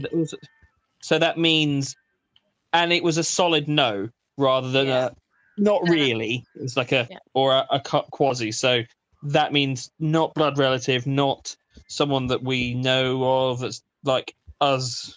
Yeah. Okay. Cool. You're focusing on the wrong element. Fuck. We got Wait, that. what that is element? noted because we don't know what element we're focusing on. So we've got nothing, Romeo. What was the question? What was that saying? Did Cadmus leave the party early? I mean, he was at the party. Oh, I don't know, man. What was the? The only thing I can think of is that they were at the party and left before we got there. Okay, I'll just give this to you guys. We don't know. All right, don't get uppity. You very specifically asked the summoner. No, I still don't get it. I don't get it either. Question. Yeah. Why the summoner of the elemental? Why are we so certain this is a mortal being? Could this not have been a god? Could it have been a god? Okay. No, hang on. That's possibly given it. Yeah, okay, I'm with you. So you asked whether or not you asked whether the summoner was related to us, but the summoner may not necessarily been the person that is orchestrating this, but merely the hand which is the acts on behalf of whatever. So we don't know that they're definitely not involved. Okay, so we're adding mind control to this. This is great. Well, what I'm saying is that if it was your uncle, the question that we asked was whether or not the person that summoned the thing was related to you, and your uncle's advisor is not related to you or us. So that would technically still fill the criteria. So it could be. It still points in that direction, everything is pointing in that direction, as is the looking into the king's advisors pointed in the right direction. I think we might need to do some sleuthing. Like, worst case scenario. Hear me out for this. We go and do some sleuthing at the king's abode. Mm-hmm. It goes badly, we get caught, we get tried, and shit happens. Fine. But, political fallout from us dicking about. Fine. That's the worst case scenario that really, really happens. We don't have to do anything once we're there. We can look into it and we can make a call. We don't have to take an action. We just need to find information. If we can find a way to get there, maybe one or two of us, not it, by the way. I did the last 2 stealths, not me. I'm out. And maybe stealth is one kind or of two a people. blind spot for this party. Sorry. Yeah. And then maybe we can try and get it. Maybe we can then look in and work out something else here. Maybe that's the way. Yeah. If you're absolutely certain. No, we're not. No. It's the best thing we got. 0%. Is there anything I can roll to help with this so that we can have some forward trajectory? I've already given you guys a lot. What? No, we got 1 bone like that, and it's 2 hours. 1 bone. No. Can I go talk to my uncle, or like something I can roll that can help? Well, hang on. Well, actually, that's a good point. Like, if he is your uncle, I could just you're related to. Yeah, just go. Hi, uncle. I heard that you got attacked. I want to make sure you're okay. Let's have a chat. Kisses. That could work. I mean, maybe that is another angle we can get in. That's more likely to go through because you are actually related to him. That is perhaps an angle to take. Perhaps focus on his dealing. If you have reason to believe that Cadmos is at play here, what dealings has he been engaged in recently? I've not focused. I've not turned my gaze in that direction. I've not had reason to. Do you know? Bithynia? He just so happened to take over someone's position who fell ill. Yeah, who is that person that fell ill? Who is that person that's fallen ill? He's where are they? Master of Administration. Master of Administration. Where are they now? 2 days ago. At his home, I imagine. Here? In the city, yeah? Yes. Okay, why don't we look and find out what's wrong with him? Like, if he fell ill, in what way has he fallen ill? Has he just got a case of the Syrian flu, or is he under some kind of spell or curse? I believe that's an offensive term. It's actually a myth that the flu originated from Hysera. Although it would be curious if he was injured by falling. If he was picking pears out of a tree and fell up and down. Anyone that picked pears, I already like. Fuck pears. Okay. Pears? I love pears. We'll get into it later. That's great. Fuck pears. New title for the episode. All right.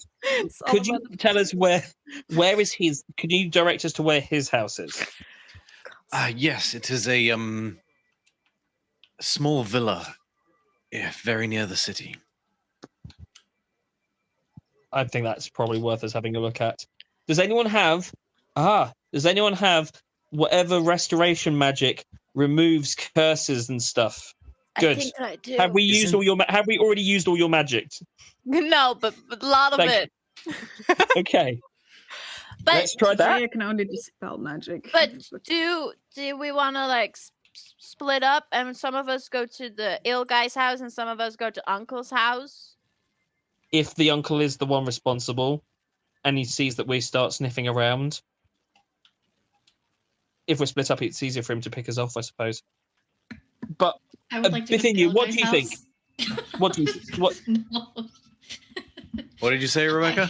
No, I said I want to go to the ill guy's house. I don't want to see my uncle, but that is fair. All right, well, if the own relative doesn't want to see, then that's it. Then let's go to ill person's house. I did such a good job of making him so unpleasant that like none of you want anything to do with him. I hate that man. Love it. I hope he steps on a D4. Multiple Oof. balls in him. All fours. Okay. That's what we're going to be doing, but I mean, you don't necessarily need to write anything down about what we're doing. I say to Molpadir, and kind of like a. I'm sorry. Do I look like a fucking moron? Sorry to be harsh. It's just, why would I write anything down? I don't know. Don't people keep diaries about all their nefarious plots? Isn't that how these stories work? Are we engaging in a nefarious plot here? No, I'm just. Well, I mean, do you have a diary that describes nefarious plots? No. Okay, cool. Then we're fine. Check. All right. Make an insight check. I guess we had to do it. This is so dumb. Oh. 21. She flashes you the shadow of a wink with like a half grin, just like and you get the sense that depending on your definition of nefarious plots, she could in fact not be telling the truth. She may keep a NSFW diary. Nice. Brilliant. Fantastic. All right. I guess that's where we're going to head then. We will take the directions to where this person is. I don't suppose you know if they've got a guards posting or anything looking after him, or I guess they're not that important at the moment, so everyone else is more important to protect. So maybe there won't be.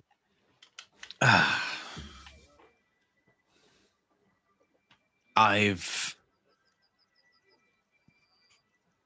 not sent any auxiliary forces towards him. He's generally, all council members are fairly well defended as it is. So he kind of shrugs. Oh, we'll find out when we're there, I suppose. Good luck. And if there's nothing else, you'll step out of the barracks into the cool night air, ready for what comes next. And that's where we're going to end tonight's session. Oh my god. We suck so much. We do. So lost. I just realized I had like an ambiance playing in the background that I think was meant to be like a sun temple or something, and I think it still kind of worked for an evening vibe. Oh, it's nice. It's nice and chill. It's good. Man, I'm loving these new I'm loving these new actionable ambiances. Nice. Ooh, this one's appropriate. This one's called Intrigue. Oh, stop sounds.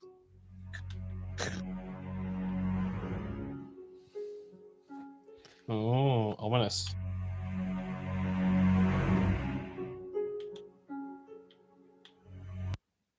Oh man, I should have played this before.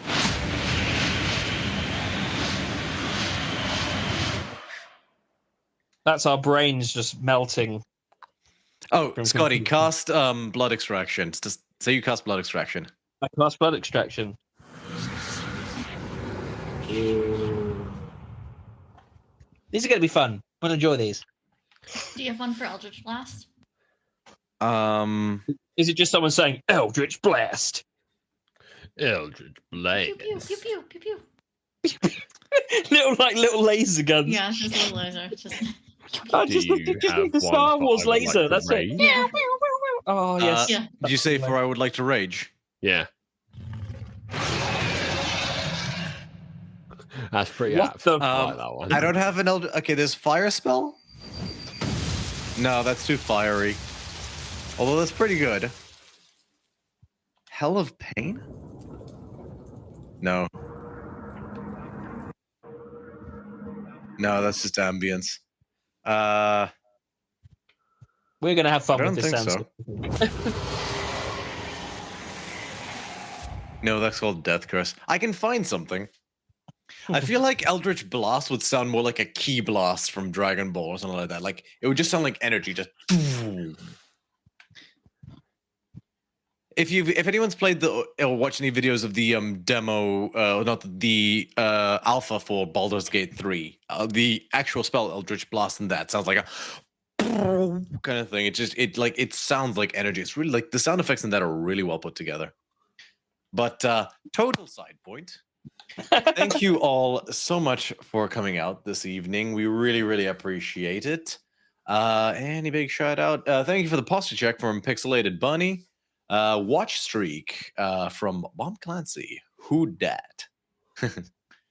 But yeah, shout out to all our lovely audience. Pixelated Bunny, Kata, Lizabe, Drapsnat, Distal's Place. We really appreciate you, Distal's Place. They are the lurker in chief, always here for us. Commander Root, A10, Alien Gathering, Alice Hydra, A_OK, OAX2, and 01 Ella. We appreciate all of you and more. And speaking of appreciation, my wonderful players, as always, are just the greatest.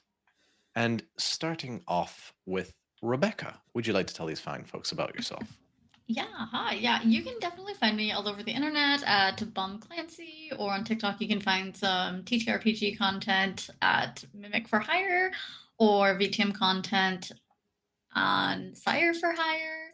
And if you want to see me on Twitch, you can find me at the St. Pete by Night once a month on Sundays for the Camarilla stuff or for the Anarch things. And then coming up soon, I recently signed on to do a campaign on Wednesday nights with Mad Bird Streams. And so we will be doing a Penumbra Assembly, some D&D where I'll be playing, spoiler, another Warlock, but this time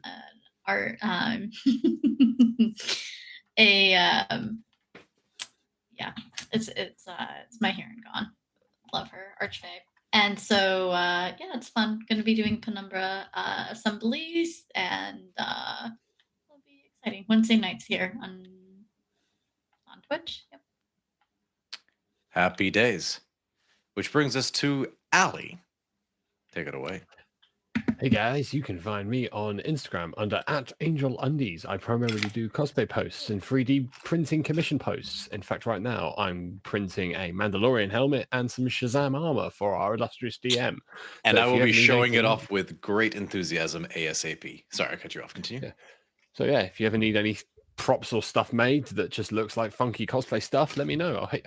I'll hook you up. He's amazing, by the way. If he can survive the requests I throw at him, then he should have no problem with whatever you need of him. Oh, it's lies. I'm basically shit. Stop it here. Which brings us to Virla. Our lovely Virla. Hi. I play D&D a lot. I have a few games going on at the moment. On Saturdays, I play over on Roll Positive Gaming in the Strixhaven crew. I play Alithia, who is a paladin with amnesia. It's really fun. She just lost her girlfriend, her love interest. It's very spicy. Then on Sundays, I'm here. And then once a month, I sometimes hop over to Bridges and Brigands, where I play Belvedere, a bird that is also a fighter. And then I also have an Instagram, and it's violet.louise with an E at the end. That's me. Awesome possum.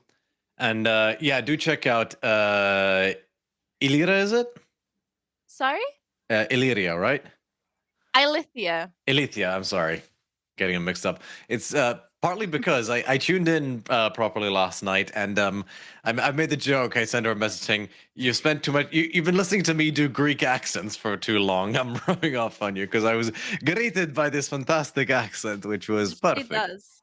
She does have an accent. It's great. Ooh, say drachmi in the accent. Drachmi. It's perfect. I love it. Okay, well, my silliness aside, that brings us to Tamara. Hi. You can find me on Twitter and on TikTok at the username mar_innated, and on Instagram you can find me at itsmar_innated. Very nice. That's all there is. I don't know. Sure. Looks like you're assuming the role of the short and sweet intro now that Helida's accruing credits. I mean, yeah. How the turntables? Oh, how the turntables. And last and in the, I guess, best possible way, technically the least, at least in terms of things to shout out. Anything you got going on, Morse? Any plays or like anything to that effect? Just oh god, I don't know. I just boarding don't you know the what oppo. goes on. I mean, I'm just incredibly boring. No, nothing going on. I mean, I wake, I sit around, I sleep. It's a very dull life, really, that I lead. And then on Sundays, Doesn't sound so wow, bad. I'm here. It's great, and everything's amazing. So nothing there as well, no social or anything. But if you enjoy me and what we're doing over here there as well, please join us again every Sunday because it means that we keep doing this, and that is great. Fantastic.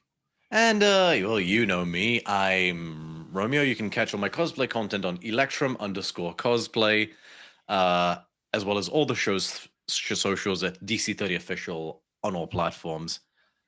We are still potentially considering a rebrand. I am, anything from RPG Odyssey or tabletop creations. Like I'm still workshopping it. The one I do like a little bit is D12 Labors, but still workshopping it is. Maybe we keep DC30, but watch this space, I guess, for that.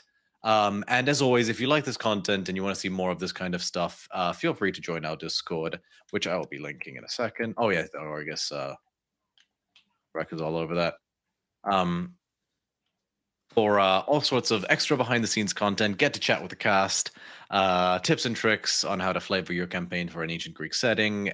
I'll be sharing all manner of resources, including the tokens I create for these games, as well as expanded lore. I've just got done, as my players can attest, fleshing out the every single settlement, including the ones I invented. So I am gonna piece by piece start releasing what will eventually be cobbled together into the compendium known as Theros the Lost Tablets, which is a pet project of mine I'm going to be working on.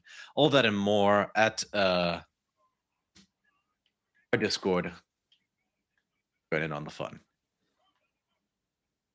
Well, it's been a wonderful pleasure, and look forward to seeing you all next time. We feel the love. You are loved. Have a good evening.